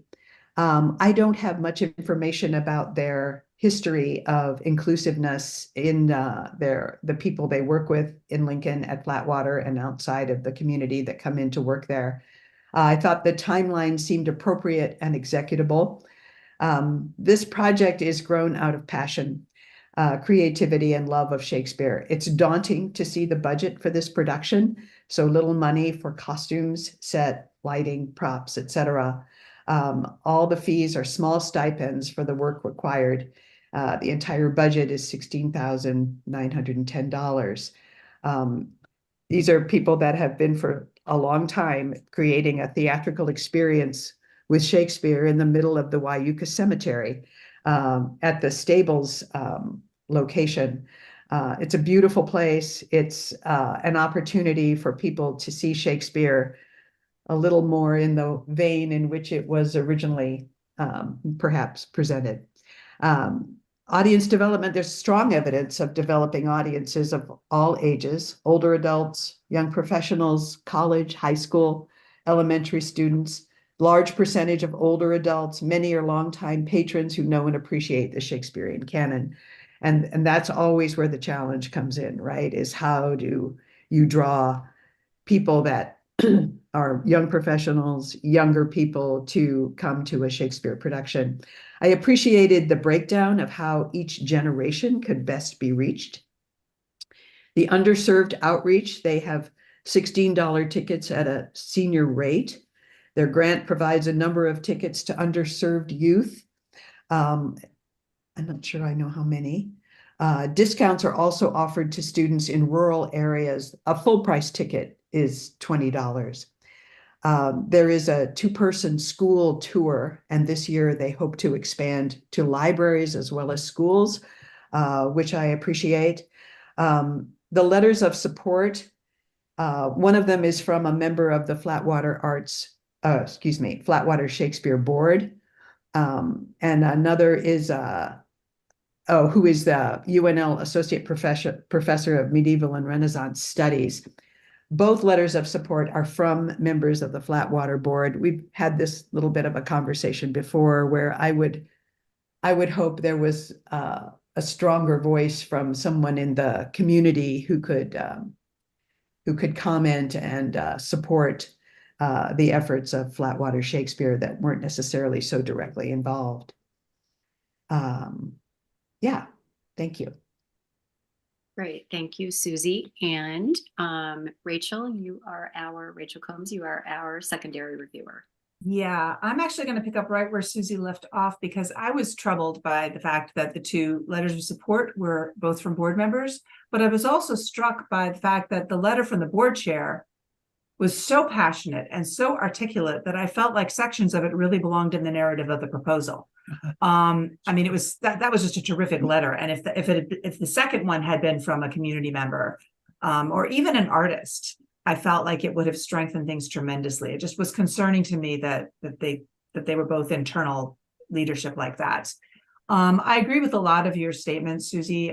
Like you, I was kind of rocked back on my heels by the idea of doing Hamlet for $16,000, but also love the idea of, with Shakespeare companies closing up shop, having lost, our own hometown one. It was just really wonderful to see that this company is still so committed. Like you, I have not been there. Now I really want to go. The setting just sounds fascinating. Some of the most wonderful experiences with Shakespeare I've ever had have been outdoors, or in this kind of an environment that makes you feel like you're getting back to the kind of an art form that it was originally intended to be. I always want to know especially when you've got this small of a budget, I always kind of want to know where they're getting the artists from, like what the criteria for selection is. I felt like that was not clearly explained here.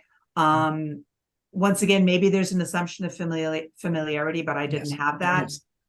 So I really struggled the credentials of leadership were solid and strong, and that is always reassuring, but who are they bringing in? I couldn't tell. The goals and evaluation, I'm always disappointed when there's an opportunity to share a metric, because measurables are so hard in our field sometimes, and that they mentioned they wanted to grow the audience back to pre-COVID levels, but didn't take that opportunity to say what those levels were and what they have been, and give themselves an actual measurable target. It's just an opportunity to hold yourself accountable and really look at things that when it's that simple to put in, I feel like it's a miss. But that said, the planning process I thought was really clearly outlined. The benchmarks, accountability. I always appreciate it when they identify who is responsible for what, whose table is it. This outline really made that clear, and that was very strong. And then the only other thing I had was in that budget. I would have liked, and maybe I missed it, but anticipated audience numbers would have made me understand whether the projected number of ticket buyers represented an optimistic or conservative estimate. Again, there was that reference to numbers dropping and wanting to bring them back up. And when there was an opportunity to put some specifics in there, they weren't there. So I just think that would have helped get a clearer picture. All right. Thank you, Rachel. And Peter, any additional comments? Sure. They did actually have a number about audience. I think they anticipated 600 to 800 over the total run, which would be 50 to 100 people per performance. I would mention that this company is a year-round, incorporated enterprise that does an admirable amount of outreach and engagement over the calendar year.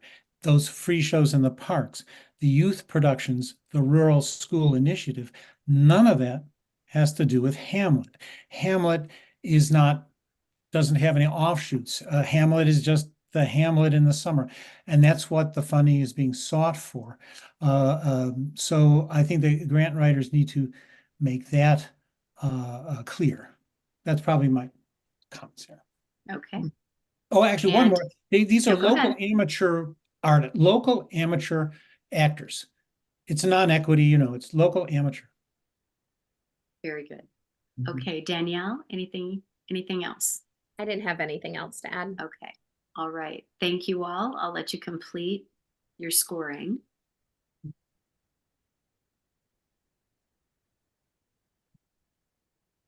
Thank you, Danielle. Thanks, Peter. Rachel.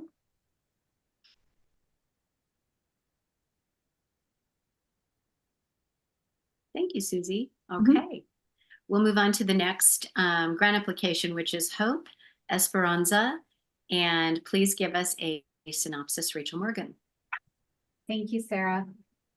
The North Platte Connect and Hope Esperanza are thrilled to host the 4th Annual International Bazaar at D&N Event Center in North Platte. It will promote multicultural education, global cuisines, music, and live performances. They anticipate a turnout of 3,000 to 4,000 from the greater Lincoln County area. This grant will play a pivotal role in finding the cultural displays or funding the cultural displays infrastructure and securing a venue for the event, as well as ensuring a comfortable and inclusive space for attendees. Thank you. And Danielle, will you please start us off as primary reviewer? Yes.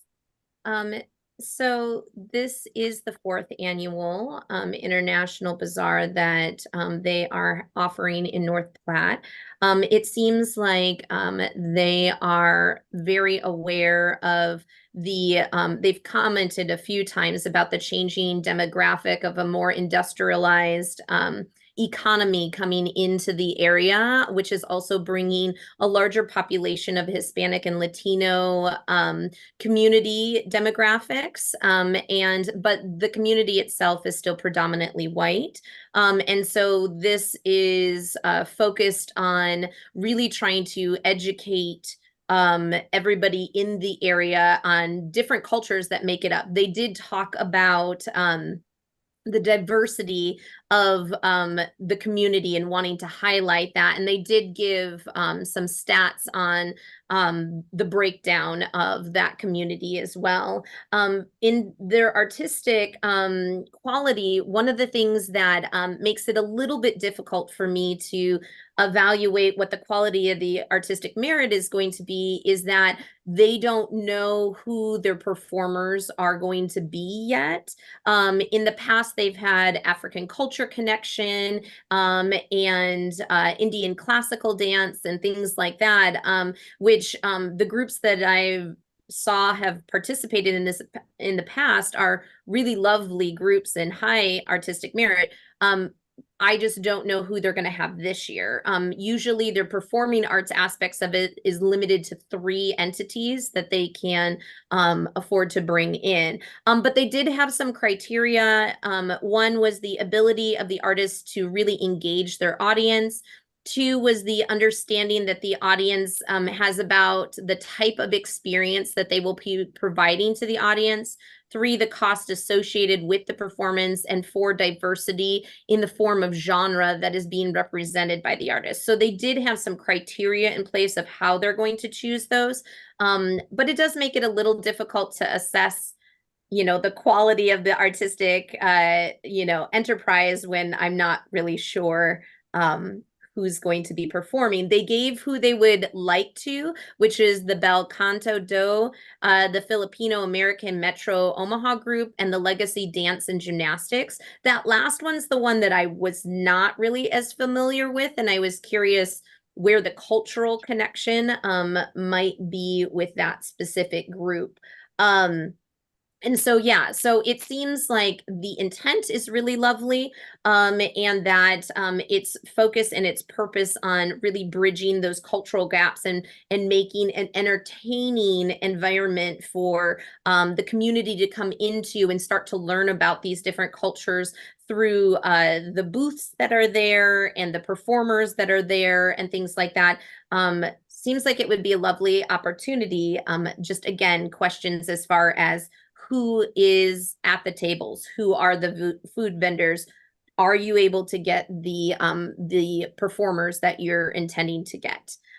So yeah, so that was a little bit in there of where for me I did have a little bit of questions. The evaluation was well organized and the data seemed to be used effectively to make the decisions and set future goals. So I thought that there was a forward thinking in the evaluation and where they were at on this that helped me understand what their goals were now and where they would hope for this to continue to grow. One of the areas that was a population that they talked about, but did not seem to be fully realized was their volunteer group. They talked about wanting to educate volunteers on roles and things like that. But that sounds like something that is maybe a newer part of this process of this event, and that they haven't quite flushed out what that looks like and what the involvement in that is. And I do bring that up in the fact that while that's not a main component, there may be some logistical aspects of that that might need to be flushed out a little bit better in their timelines of who's doing what and how that training looks going forward. But overall, the budget looked good. I did not have anything that stood out to me as being unusual or that I wasn't, sure about why they had those entities in there. And again, I did appreciate as far as their outreach that they do have a lot of demographic information, and it feels like this festival is or bazaar is really trying to highlight bringing the population in to educate them on these different cultures. One of the things that that I was curious about with this, and the same that I've mentioned in some of our other things, was while the performers, the booth entities, the food entities represent underserved cultural like populations and different ethnic demographics, I'm not sure the audience coming to see them, if there's a way to also bring you know, the connection to the underserved population as to how they're bringing them in as audience as well. And so that potentially could be an area of growth. But the fact that they are connecting to the underserved population of being a rural community and really trying to open the perspective of what they're offering is definitely a big component. And the last note that I had was just that obviously the structure of this offers an educational opportunity, but because some of the details were not fleshed out as much, it's hard to know the specifics of what kind of education outreach is actually happening, and they may not be able to know that quite yet until they know who's all participating, but that does leave a little gray area to be able to assess that. But I thought their letters of support were really lovely and spoke to that community involvement. So Very good. Thank you, Danielle. And our secondary reviewer is Peter. Sure. This is an event just in its fourth year, and I wonder whether some of the things that Danielle mentioned are going to be picked up and shared, with the organization, because it could strengthen the application for future events. I would mention one other detail of exactly that kind. I could find out almost nothing about the local host organizations, that is North Platte Connect and Hope Esperanza. They don't seem to have much of a presence, at least online when you Google. So they need to say more about who they are. I think that's important. Let's see.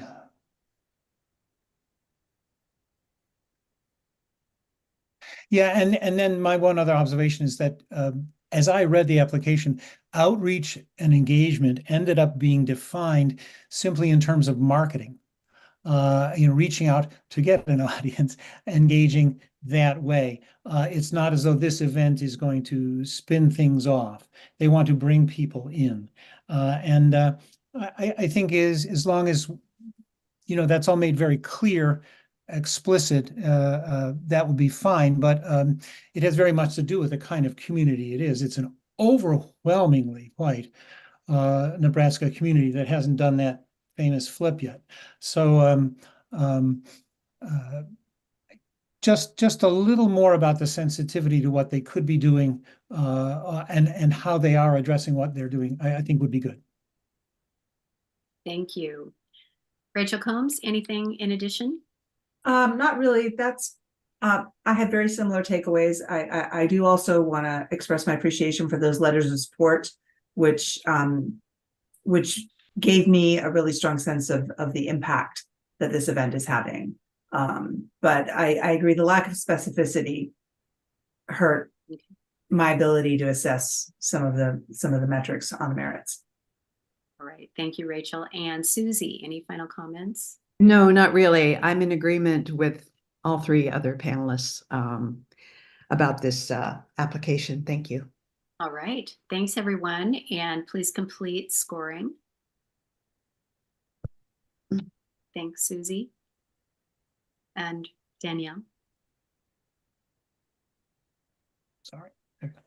Peter and Rachel, thank you very much. And how's everybody doing? Are you up for doing one more application review before we take a break? Everybody doing good? Okay, we'll push through. We'll push through one more, and then we'll look forward to a break on the other side of this. So our next application is the Little Red Hen Theater, and Rachel Morgan, please give us a synopsis. Thank you, Sarah. This grant will help fund productions and activities that are part of the Little Red Hen Theater season in 2024, which they have entitled Be Our Guest.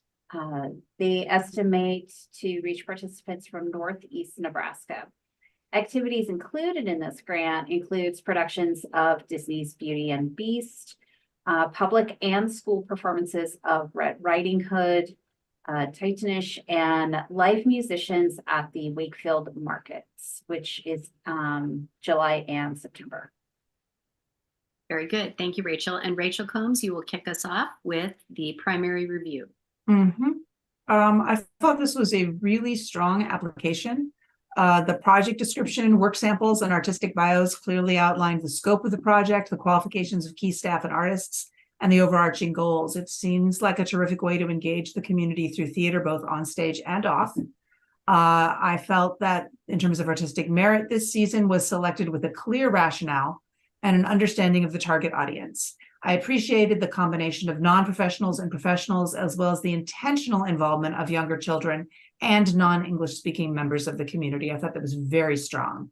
I appreciated the artist bios and the clear explanation of the audition process, which is specifically designed to identify non-professionals who will engage in both the onstage work and the educational outreach.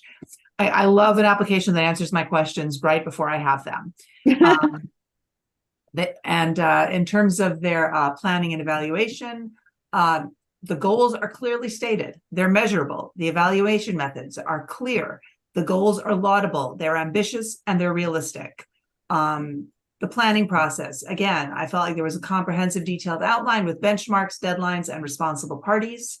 The budget, I felt like could have used a little bit more context around the operating versus production specific costs and revenue. I just found myself not quite understanding exactly why the costs were exactly the way they are.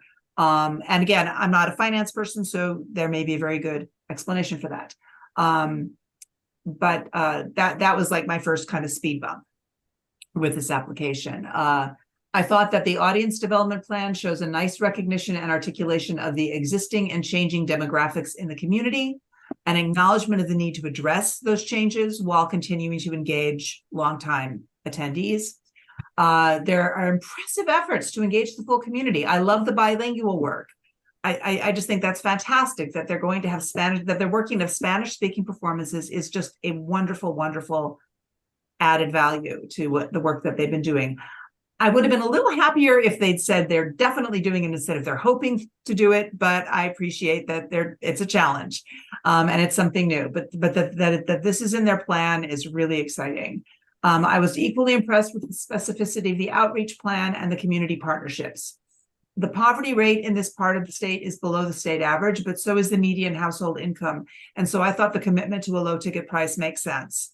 I thought the letters of support were clear and passionate testimonials demonstrating impact and value, everything that you want from your letters of support. I was really impressed with this application, as you can tell. And so that's pretty much what I've got to say. Very good. Thank you, Rachel. And Susie, you are a secondary reviewer. You know, when you work on these applications and you're just on your own and you're reading everything you can and you find something you don't quite understand, like what the heck is Titanish, the musical, and you make assumptions or you try to evaluate what you're reading, and it's always lovely to hear someone else sort of have a similar reaction to an application like this. I was highly impressed and I appreciate all your comments, Rachel. I agree with all of them.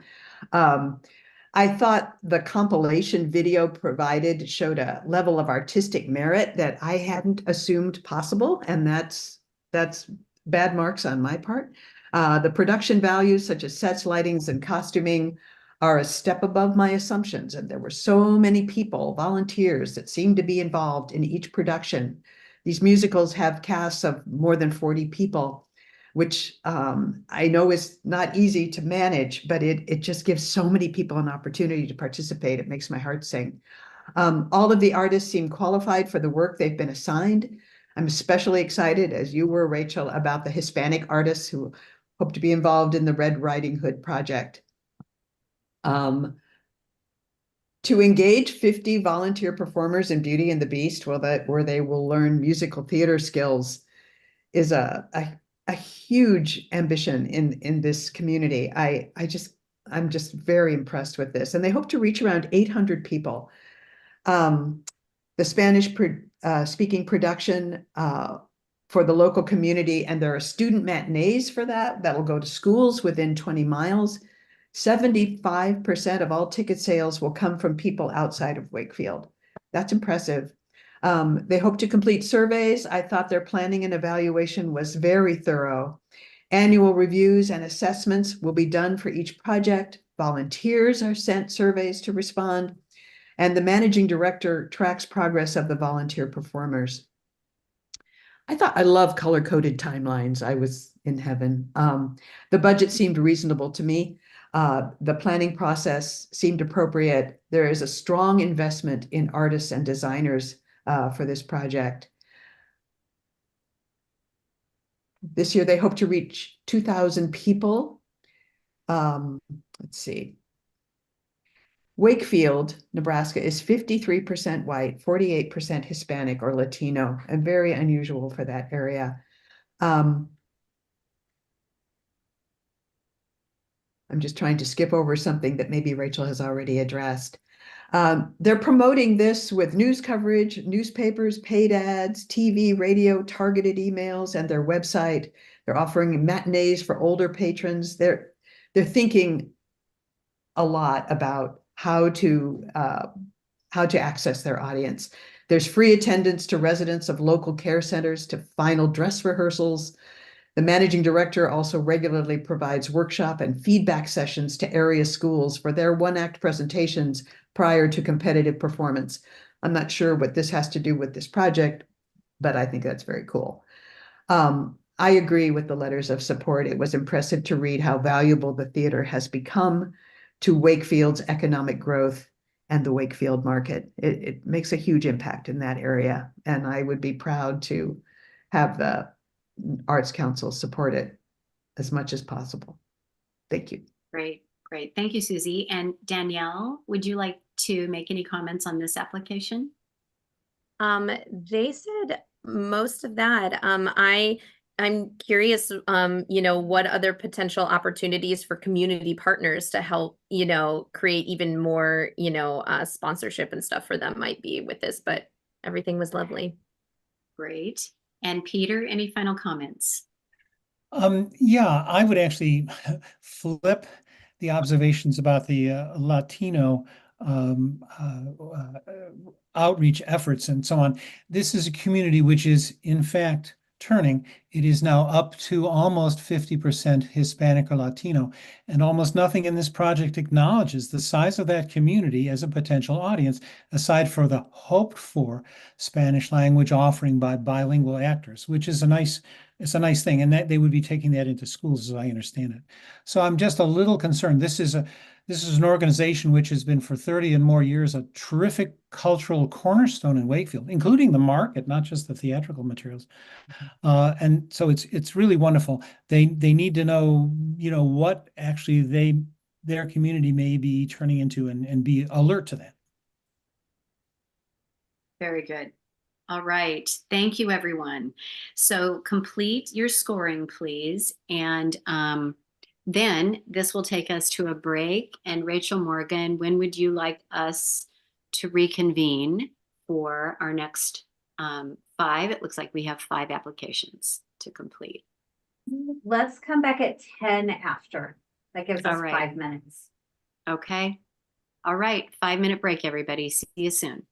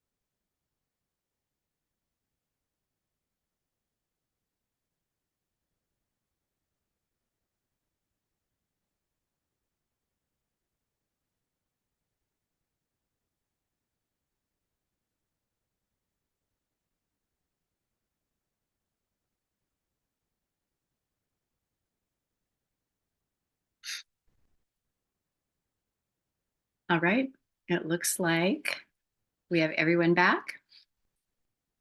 We'll go to our live stream screen. Great, thank you. All right. Hope everybody's momentarily refreshed. And we will move into the Omaha Comedy Fest grant application. And Rachel Morgan, please give us a synopsis. Thank you, Sarah. The 11th Annual Omaha Comedy Fest will be happening September 26th through the 29th and is a comedy extravaganza. 6 local venues centered around the Benson neighborhood will host performances and one-of-a-kind workshops.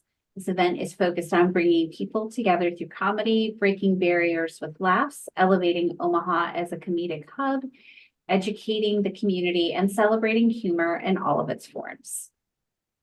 Thank you. And Peter will lead us off as primary reviewer. Sure. I do think the application should stress more the longevity of the festival. This is its 11th year, and so they are very knowledgeable, well-organized, experienced in the administrative aspects, which is really terrific. It will bring in 2 big national acts, and the funding is specifically directed at offsetting a part of these artists' fees. But over 100 additional comedic talents, local and visiting, will be featured in performances, and there will be multiple workshops for participants not on stage. So I think it's a high quality and well-established festival, sensitive to its local community, as well as to the broader community of comedy. And it actively seeks to identify and support underserved and underrepresented audience and participants. The proposal is clear, realistic, and identifies some valuable collaborators, including the All Kinds Accessibility Consulting, which gives you an indication of their concern for accessibility. And then there are many other businesses and organizations in the community which help to advertise and promote this. There's always going to be little pieces of missing information, and I was curious to know what the nonprofit hub fiscal sponsor fees were all about. And it apparently is an Omaha nonprofit that helps other nonprofits. Maybe the Omaha folks here know about that. But would help to explain. And then one other missing piece in the application is, frankly, any trace of an effective evaluation process.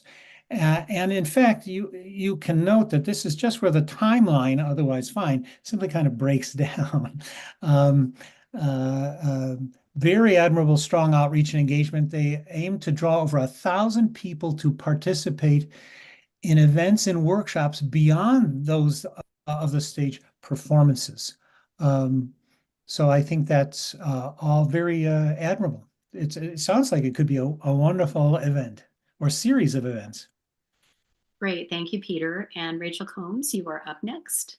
Yeah, I also thought it was a very exciting event. I was struck by the vast difference between the 2 headliner comic acts. One which is very interesting to my 20-year-old son, and the other of which is much more interesting to me. So I thought that was like a good indicator, because as soon as I just happened to mention the rap battle, and apparently it's very big among the 20-something set. So good to know. I would have liked a little bit more information about the local artists that have been involved. As you said, Peter, there's a history that wasn't, I don't think they waved their flag quite as much as they could have in terms of the depth of their experience, how long this has been going on, and what it's really done for the local comedian community, for that particular sector. I didn't really, it feels to me there's obviously got to be a strong benefit, and yet I didn't really get the sense of what this festival means to the local comics or the regional comics who come out for it. I would have liked just some examples of who those people have been and who and the kind of depth of talent that it engages. And same thing with the benefit to the local community. Just it's intuitively clear. I just would have loved a little bit more detail and specificity. I thought the goals and evaluation processes were sketched out, but you know, as you said, Peter, there wasn't a ton of evaluation, especially There is. detail. The planning process, there were identifiable benchmarks up to a point, but the ownership of who was doing what was very unclear to me. That I think that piece of the application is actually a really valuable tool for nonprofits to take with them into their planning processes. So I think that could have been better used. The budget seems clear enough. Yeah, I don't really have anything new to add. I just, again, I kept coming back to, I'd like a little more detail. I would just like a little bit more detail, a little bit more context. The big picture stuff is very clear, and I can see how this is a really exciting event, but I just would have liked a little bit more of the granular stuff. All right. Thank you, Rachel. And Susie, do you have any additional comments? Well, I guess I'm just curious, and I may not understand the breadth of what's considered folk and traditional arts, but this project did check the box, yes, for that this includes the demonstration, education, or performance of folk and traditional art. So I'm just curious how they made that choice. That's all. Okay. And Danielle, would you like to add any comments?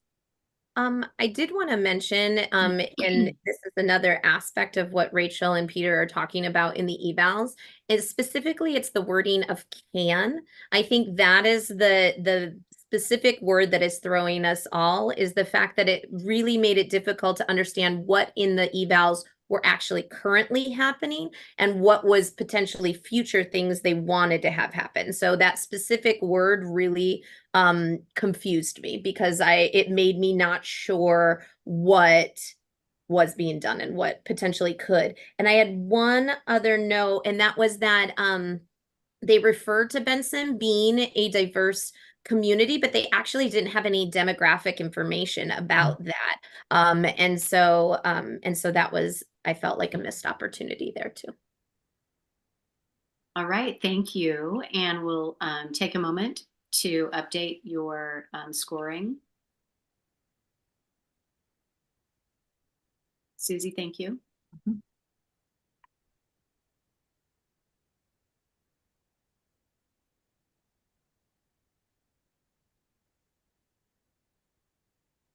Thanks, Peter.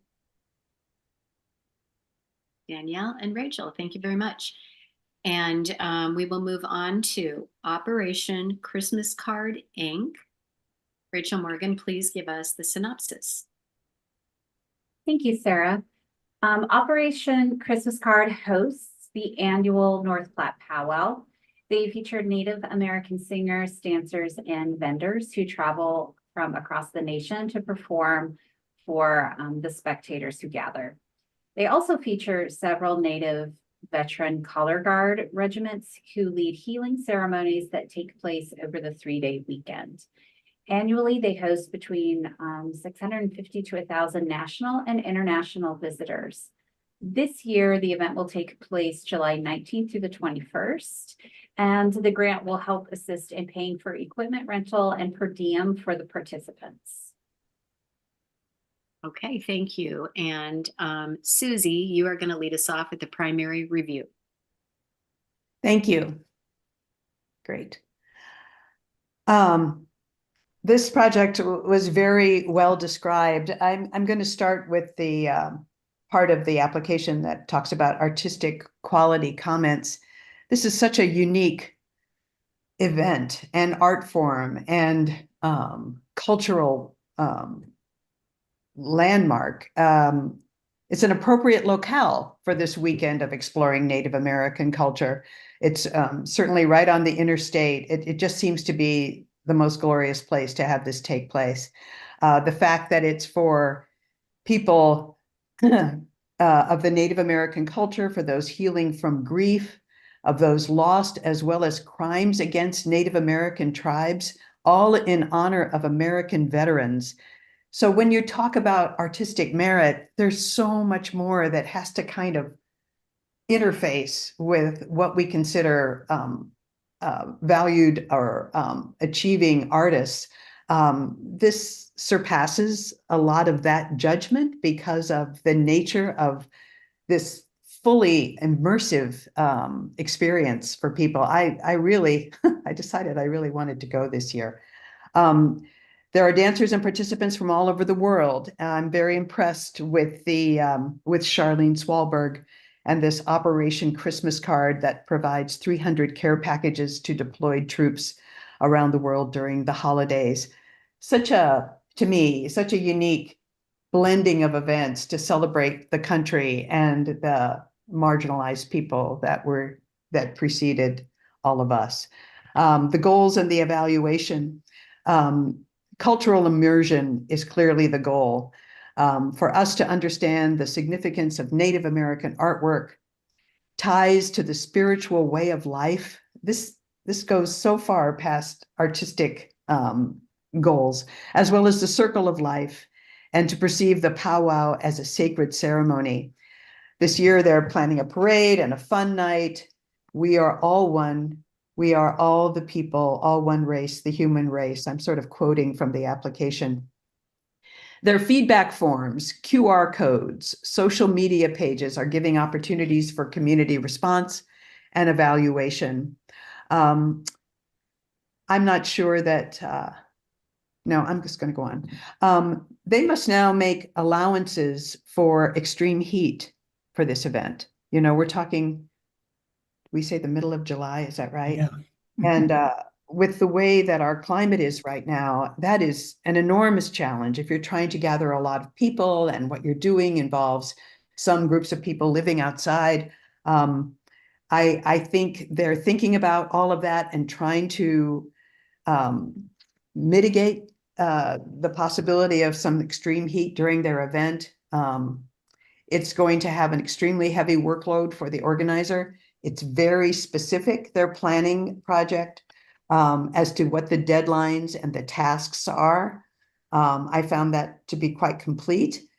Additional funding sources are admirable, excuse me, including local businesses, plus the Nebraska Humanities Grant.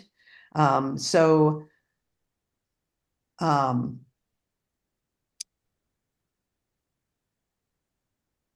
a little lost. This audience development, these people are working hard in a grassroots sort of way. They're contacting and creating relationships with other powwow events, which I find to be a great idea. They have ambitious hopes for the future, which would mean inclusion with Nebraska tourism. I don't know who gets to vote for that kind of thing, but including this event could be a phenomenal thing in Nebraska tourism. They have several partners that help with promotion, social media, radio, TV, public speaking, and personal presentations. The underserved outreach, the majority of participants are below the poverty line here. The event focuses on active duty military members and veterans. There seems to be no gender discrimination in performance, drumming, singing, dancing. No category is limited to males only. I found a really interesting aspect of this is the Adulting 101 class for young adults, which I thought was an outstanding aspect of this varied program. Their outreach and accessibility, they're making an enormous attempt to provide access and enjoyment for everyone. Buffalo Bill's Ranch serves as the locale and has been a helpful host for this event in the past. Seemingly lots of volunteers are on site to provide assistance to those who require it. I thought the letters of support were strong and unique votes of support for this very special event. I think that's all I want to say right now. Thank you. Thank you, Susie. And next is Danielle. Yes, I agree with Susie's assessment. I think that the rich cultural artistry that's happening in here goes beyond just the performances, but really trying to embody everybody in you know, this culture and the unification of those that are both performers as well as those that are audience, like trying to create that universality in there.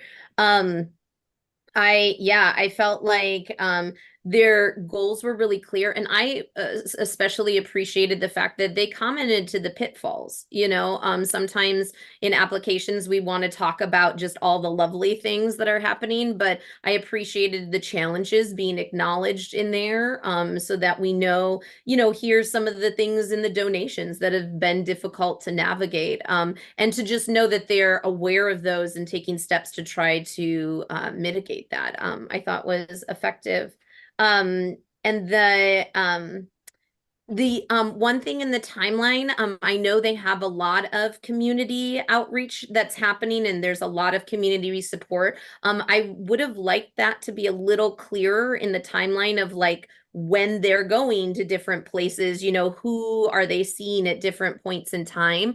I felt like it was talked about but not actually specified. So again, that and that also may be in planning such a big event like this, you know, may be helpful for them too, to stay, you know, who are we visiting, you know, this month, and who are our outreaches for that. I appreciated, yeah, that the population that they're attracting to come and be a part of this too, you know, foster youth get in for free. You know, they're addressing the seating for older adults. You know, just, I mean, there's a lot of those aspects too that are being considered. The heat that Susie mentioned, you know, just all of those entities that are playing into this. And one of the other questions that I did have was, I know they're connecting with other powwows and things like that, and I'm curious how they take what's happened in this event and bring it back to the Native American community.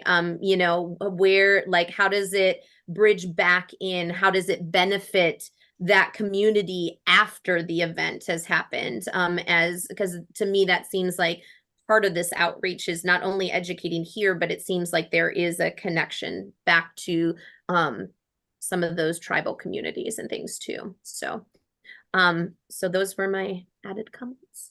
Okay, thank you, Danielle. And I'll go to Rachel if you have anything in addition. I don't know that I really have anything to add that hasn't already been said. The word that kept coming to my mind as I read this was care, that everything about this seemed grounded in such a deep care to do the scope of the project justice. And I, like Susie, did have some concerns about heat.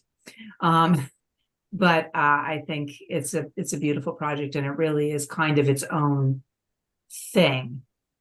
So judging it was, you know, interesting. Thank you. And Peter, final comments? Sure, I'd make two, and I think they're both positives. The Christmas card operation, its roots were in working for servicemen, and there's that veterans display aspect in the powwow itself. This has caused them to enjoy support from law enforcement organizations and the Nebraska National Guard and so on. I mean that validates what they're saying. That's terrific. The other point that I would emphasize is the use of the QR code. It sounds trivial, I suppose. And, you know, in most respects, their evaluation is pretty standard or generic. Counting heads using paper forms, personal discussion. But the QR code really acknowledges, you know, the world of the camera on your phone, right? And so I think that is a great way to encourage people who might not otherwise, you know, bother to just take the QR code, have a few things to say. So I applaud that. All right. Thank you. Everyone can complete the scoring. Thank you, Susie and Danielle. Rachel. Peter, great. Okay, we'll move on to Skate Fest Omaha. Please give us the synopsis, Rachel. Thank you, Sarah. This grant will help pay the artists, musicians, and media who perform and creatively capture our 3 Skate Fest events in the summer and fall of 2024, as well as the spring of 2025. Each event will be held at different skate parks throughout Omaha. An estimated 2,100 people will be in attendance between all of the events. Thank you. And Danielle will start us off as the primary reviewer. Yeah, I was impressed with this application. I am not part of the skating community, and so it was interesting to me to see the considerations that had been taken in this. Skate Fest really their application, the passion for what they do, definitely came through in how they view what they're doing, the language they used in this. One of the things that that they definitely are focused on is not only as organizers identifying as BIPOC themselves, that they are trying to make sure that the artists that they bring in are at least 60% identifying in that way as well. And so it seems like not only the leadership who have done a lot with this, but also who they're bringing in are, you know, they really are focused on a diversity, you know, making sure that that's prevalent. One of the things that makes it a little bit difficult to assess, and we've mentioned this in other situations, is not knowing the exact artists that are going to perform does make that a little bit difficult. Again, they do seem to have pretty clear criteria for what they're looking for. Local, they want, you know, kind of up and coming artists to be there. They do consider those that have performed with them before, if, you know, they are really upholding the mission of the organization, things like that. And again, that 60% are at least BIPOC in identifying. So, and LGBTQIA+ as well. So so that is also another focal point of a demographic that they are focused on. So I was really excited to see that they are actively not only representing but seeking those type of artists, and really trying to, it sounds like for them, bringing local artists up that maybe don't have a platform in other aspects to do that. And it sounds like it's not just performing artists. So so there are you know, vendors and different people doing work with the youth that are there. That seems to be a big focus on different painting of boards and community murals, tie-dyeing, different things like that. So there's also some different visual arts that are happening, and that the participants of the audience can get involved with. And the idea that this mural is something that can be lasting in those spaces is also an interesting entity to this for myself when I was reading about that. Again, as I mentioned, the artists have not, they're in the process when they submitted this application to figure out who their artists were going to be. But it felt like their goals were measurable, that they use the data from their surveys and head counts and things like that to make decisions for the future, that they are coming back to that information that and utilizing it to keep supporting their mission and what they want to create. It sounds like there's also a lot of collaboration and community support. They are integrated in the OPS school system, teaching skateboarding skills to youth, but more importantly, life skills to those youth that are in there. And that is not only an outreach, but it's also part of how they publicize these events, that they happen multiple times in the year, and that they happen at different locations, which I appreciated that they gave the demographic of each of those parks and talked about the type of population that those parks are serving. So that was really nice to be able to see why they've chosen different locations. And you know, and in a lot of ways, those skate parks are also revitalizing parts of those neighborhoods that they're in as well. Yeah, and as far as the providing the education, the outreach, those seem to be again both in the different arts opportunities that are on site, in the musicians and things that are playing, in their connection with the schools, and having it also be in diverse locations seem to be a big part of that. Again, one of the biggest difficulties in this is just the fact that the artists are not completely known yet. So while they have an application process and all of that, you don't know what the pool of applicants are going to be. And so, judging on what's been in the past, it seems like they're able to get a lot of diverse artists involved. But again, that may be different depending on the year. But the letters of support were strong. I felt like they understood, the impacts and their evaluations on multiple different levels.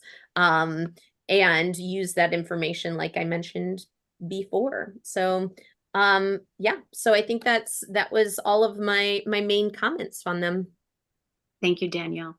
Mhm. And Susie, you are a secondary reviewer. Thank you. Thank you for that thorough assessment, Danielle. I completely agree with you. When I saw that we were going to be talking about an arts grant for a skateboarding festival, I just kind of imploded inside my head a little bit. But I feel this is one of the strongest applications I've seen. I drive past one of those parks on at least a weekly basis, and I'm always kind of intrigued. And to think that a group of people who love skateboarding and want to promote it have done it in a way to include the arts and expand this whole wonderful event to 3 different parks and appropriate parks, it just really blew my mind. I like that they have this skateboarding competition in 3 classes, so there's all ages and all skill levels. There's live and local hip hop, punk rock music, live art, community murals, which is so exciting, youth workshops and vendors. It seems like they're trying to provide a platform not only to develop skateboarding and life skills through skateboarding, as you said, Danielle, but to provide a platform for the undiscovered artist, which I appreciated too. So smart to plan these events in 3 different demographic locations. Sharing the interests of skateboarding, art, and music is to be commended. Their annual report from 2023 was very interesting to see the impact of this program. I love the idea of the SKATE, spelled SK8 camp, and SKATE school, which they're naming as alternative paths to success that exist beyond societal norms. I really admire that. Partnership with BFF Omaha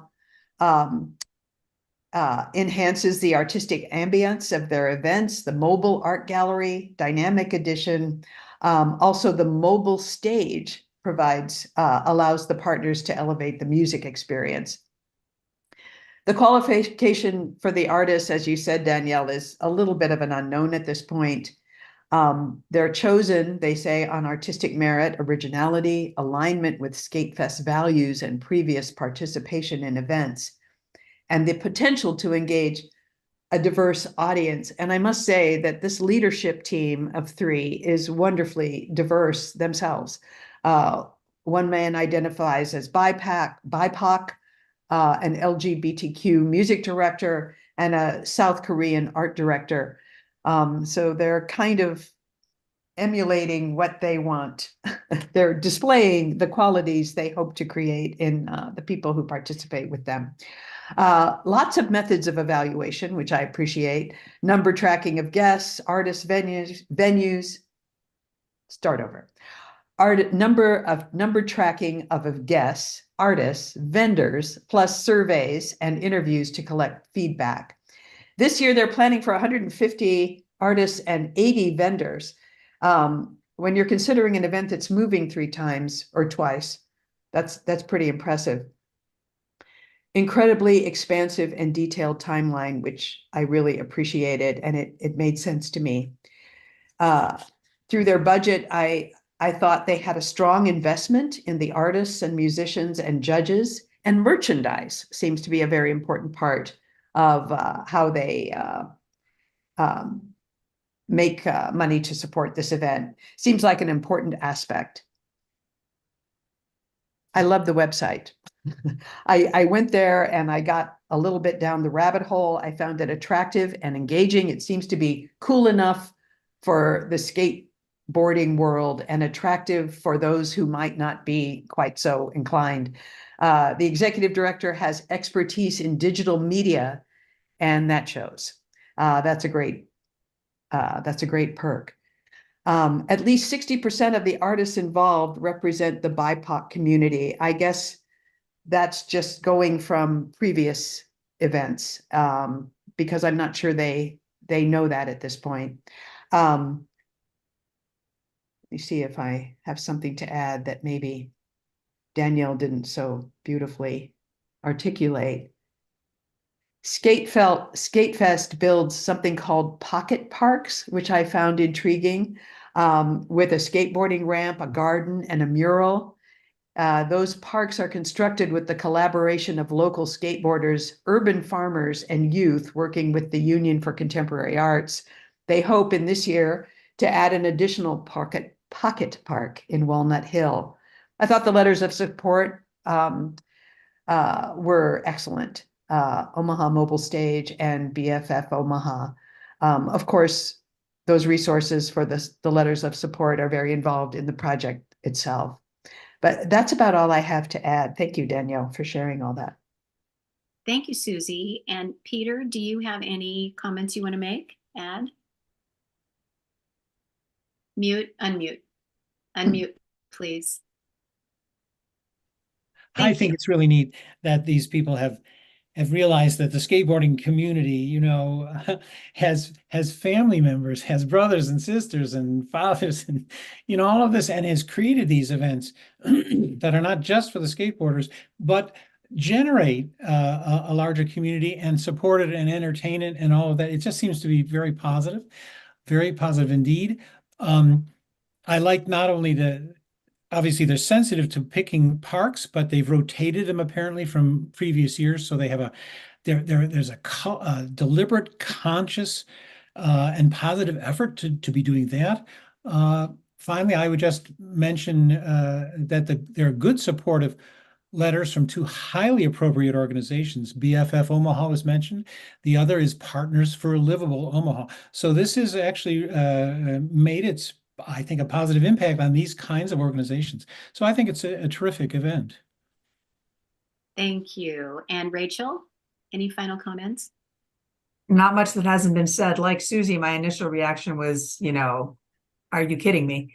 And I actually originally wrote a note saying, so the arts are just tangential to this. They're just a value added thing. And then I got deeper into it and I was like, oh no, wait, this is fantastic and innovative and everything we want to see. And I kept on thinking how young they seem and the whole idea of young people being the change that they want to see, right? And that what a great community event this really looks like it is. And I just also have to add I was very impressed by those two letters of support, especially the one from Livable Omaha. I thought that was just a remarkable testimonial. And it just was really exciting to see. Thank you. Okay, we'll wrap up scores before we move on to the next application.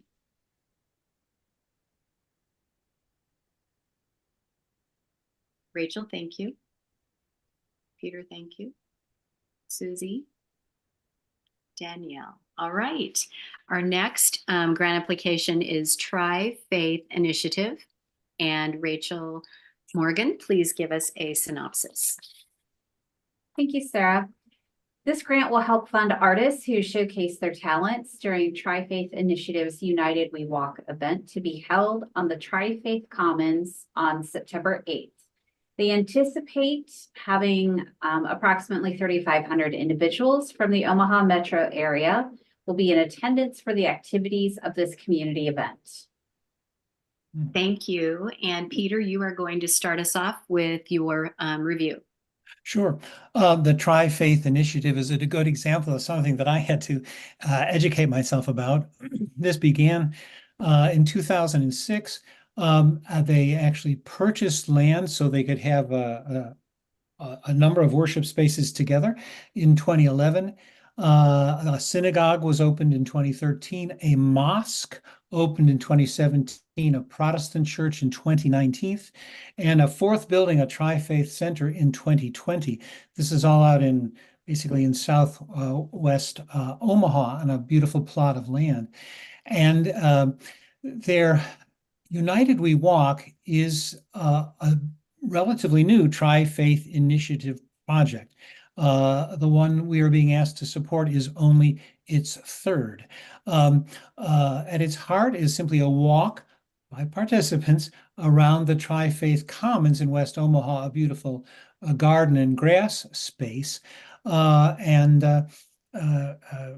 is a fundraiser, so people actually pay, or they hope that participants will pay to be part of the walk. Of course, it is an effort to show support for the efforts to advance interfaith relationships and understanding. Now, what they've done to make this basic framework even more attractive, in fact, much more attractive indeed, is that along a route of about a mile, there are going to be artists providing entertainment and interactive arts experiences. There'll be music, poetry, and dance. There'll be food trucks and so on. The artists are indeed mostly local, both amateur and on occasion professional. It's very diverse in terms of that programming. So I think it's actually kind of a wonderful event, and it's growing year by year. Their efforts are mainly directed to reaching out to underserved communities to get participants in the walk. It does not itself spin off outreach and engagement into the immediate local community, for example. But there are lots of community partnerships. This is an admired event, and the larger organization, the Tri-Faith Initiative, is very well respected in the community. Thank you, Peter. And our secondary reviewer, Rachel. It's interesting because I was coming from the opposite, which is that I was actually a member of the synagogue when the idea for the Tri-Faith Initiative first was being brainstormed, and Rabbi Azriel was the driving force behind it, launching it.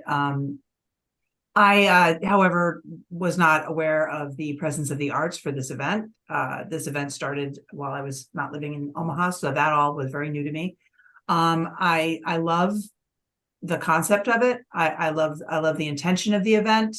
I did have a few concerns. I felt that the outreach could have been more defined, because I do think that there is an intention of bringing people into that this is an event to bring more people into the Tri-Faith, whatever their personal faith may be, and I felt like there could be a little bit more dynamism and specificity in terms of reaching out to the full community. And I also just have to say that I was very disturbed by the fact that the letters of support used some of the same text. Now, I write grants for a living, so I am very familiar with the practice of somebody saying, if you want me to write a letter of support, just send me what you want me to say and I'll sign it. I don't love doing that, but if I have been asked to do it by two different supporters, I'm going to write them different letters.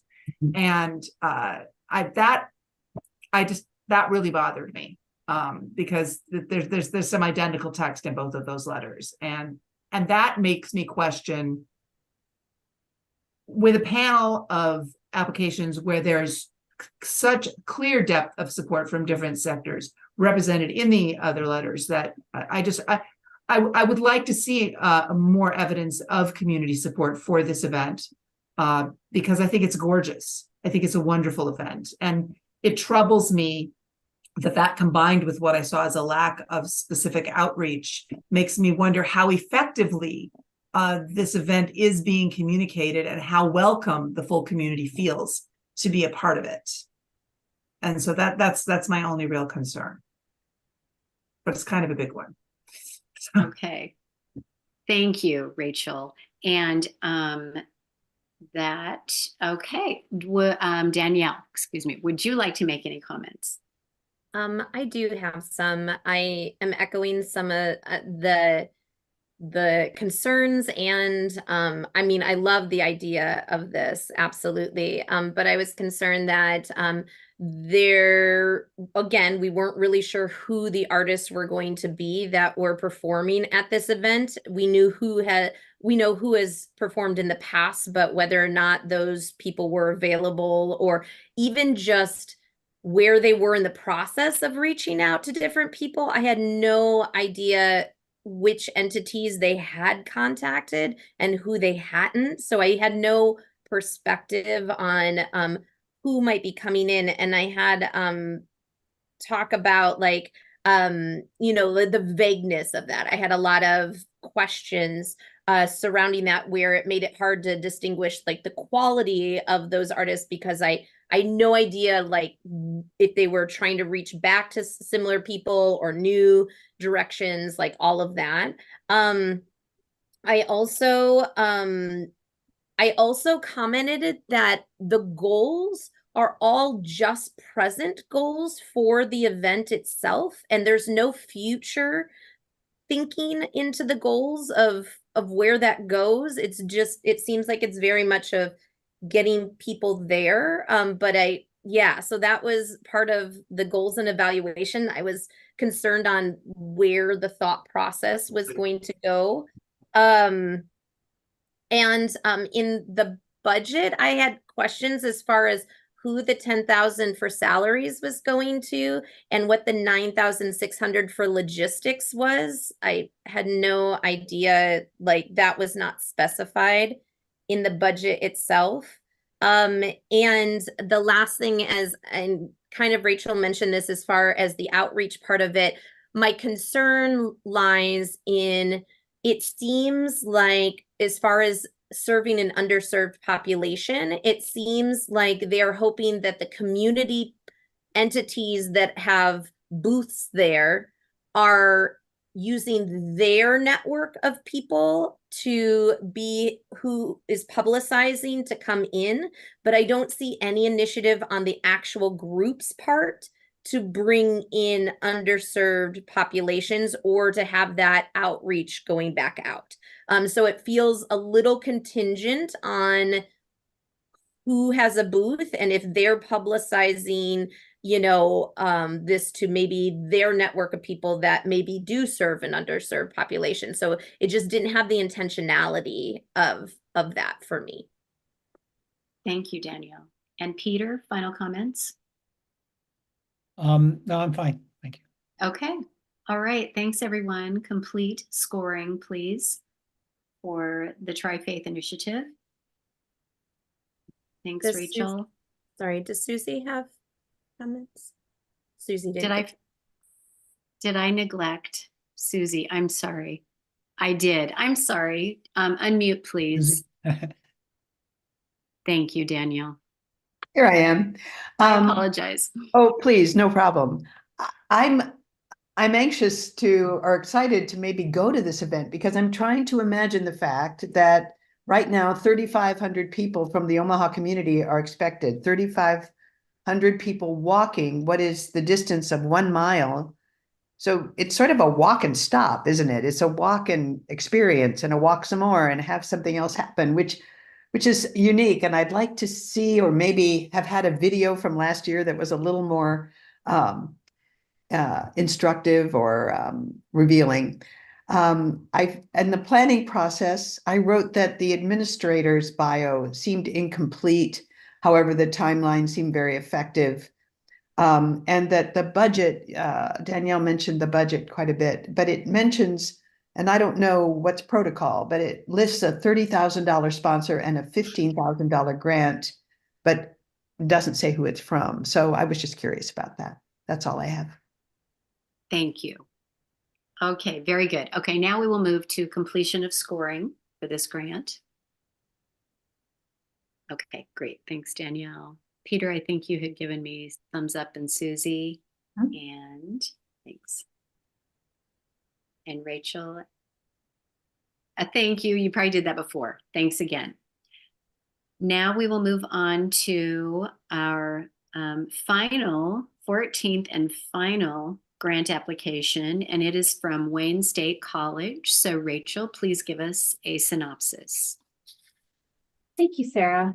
This grant will pay a portion of the artist fee for a performance by the ALI2 Dance Company at Wayne State College. This performance is a part of the 2024-25 Wayne State College Black and Gold Performing Arts Series, and they anticipate drawing around 400 attendees from the Northeast Nebraska region. Thank you. And Danielle, you will start us off with the primary review. So, ALI 2 coming for their Black and Gold event. As far as the artistic merit, ALI 2 is a well-established professional dance company, stemming as the secondary company for the Ailey company. Elvin Ailey is the founder of that. They've come through both the Ailey and Ailey 2 have come through Nebraska to perform for, various years. They come throughout that. So the artistic merit of the company itself is definitely a high quality. They did mention that they have not had a professional dance performance as part of their Black and Gold series. So this is something that would be the first time that they're bringing a professional dance company to come to the university for this event. It does talk about the population of Wayne being rural, and that many of the population may not have access to go see some of this caliber of performances if it's not there, that the drive to Lincoln or Omaha to do to partake in some of these would be not as accessible for some of them. They as far as like the goals, one of the things that it seemed like it was pretty simple to stay true to our mission by providing the highest level of cultural entertainment for our audience, to continue to build our audience base through connections to the community. Again, they track the sales and things like that, but it was a little like what is the mission, a little more clearly. And I got that their focus was, okay, we want to bring a professional dance company to this town that they may not have access to it. But one of my biggest concerns was that the incorporation of the dance studios that they had mentioned bringing in to partake in this, or like to offer up, tickets to and things like that, seems a little more of an afterthought. They're having personally worked with the Ailey 2 company, like when they came through the last time with some of my students, I know that they seek out opportunities to go into schools to work, to go to studios. Like if they do community outreach as part of their mission for their company. And I saw nothing about that in here. It was just the performance. And it seemed like that was a missed opportunity to really actually have more of an educational tie. Another thing that that was a little bit of a concern was they talked about that their idea that a lot of these dance students wouldn't have gotten to see like this professional caliber. And again, that may be true on some levels, but I think that is actually more true for the population in general, because a lot of the dance studios that they listed are competition studios that travel all over the US to compete and get a lot of access to dance at many different levels. So I was actually hoping to see a little bit more of an intentionality with working with a studio that has more underserved population or students that are on scholarship, getting them, you know, at the theater or being able to meet the artists backstage, you know, having a little more hands-on, even if Wayne does not have, and I did try to do some research, and there's some studios that offer, you know, scholarship opportunities for lower income students, but there's not like a whole organization that really focuses on that.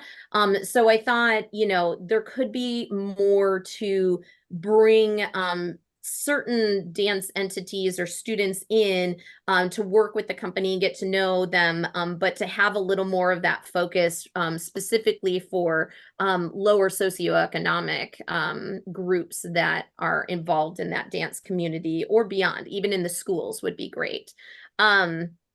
So for me, that was really tough because again, I could see this as a great opportunity, but it seemed more of like, hey, we really want them to perform. And yeah, maybe these dance groups can get involved in this too.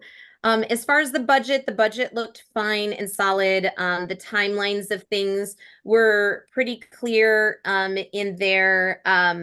You know, again, because this is a series that they continue to do, you know, that structure of how they set up the programming is sort of already in place. And, you know, the structure within the university, they obviously have a lot of different promotional opportunities for this. There was 12 different entities listed of ways that they're promoting the event. So they do get the word out to the community to come in. And you know, the letters of support were fine. I had no issue with that. Yeah, I think the biggest thing is I feel like there's a lack of educational opportunity and underserved population opportunity access that hasn't really been addressed in this. Okay, very good, Danielle. And Peter, you have our final review. Okey doke. I would mention that dance is particularly appropriate to bring on board in the Wayne State College series because they have just created a sprung floor. So for the first time, it's actually healthy for professional dancers to show up and perform. But I really think that Danielle's comments are dead to the point about outreach and extension and so on. I mean, there's seeing Ailey live, but there's also, I'm holding my phone again, you know, there's the internet. You can always see this kind of dancing. So what is bringing it to the community of the live event important, but what more could there be? And the only thing I saw is the opportunity for children to meet the dancers after the performance, you know, come up and say hi. The only other observation of any kind I had was a kind of a question mark about one line item in the budget, which is fussy, but there's a theatrical media services TMS fee of $8,000, and it's not explained who they are. As I understand it from my, you know, going to the Googling, they're based in Ralston, which is right outside Omaha, and presumably you Omaha folks have dealt with these people a lot. But that's a big chunk of money to bring in. Unless they participate in every one of Wayne State's events, I don't know why it's so big here. It would just be good to explain, in fact, if there's some particular needs, concerns, just a little more language about that kind of thing in the budget. That's it for me. Okay, very good. And Susie, would you like to make any additional comments? The only thing I would like to mention is I'm always kind of impressed with Wayne's arts programming that they have. My husband works in Norfolk, Nebraska, and lives in Omaha part-time. And if he can, he'll get to every one of their events. And I just want to mention that this involving a lot of dance groups, this is a very small community, and this is the first time in a very long time that Wayne has offered a dance performance of this caliber. And most of the people they bring in have really strong artistic merit.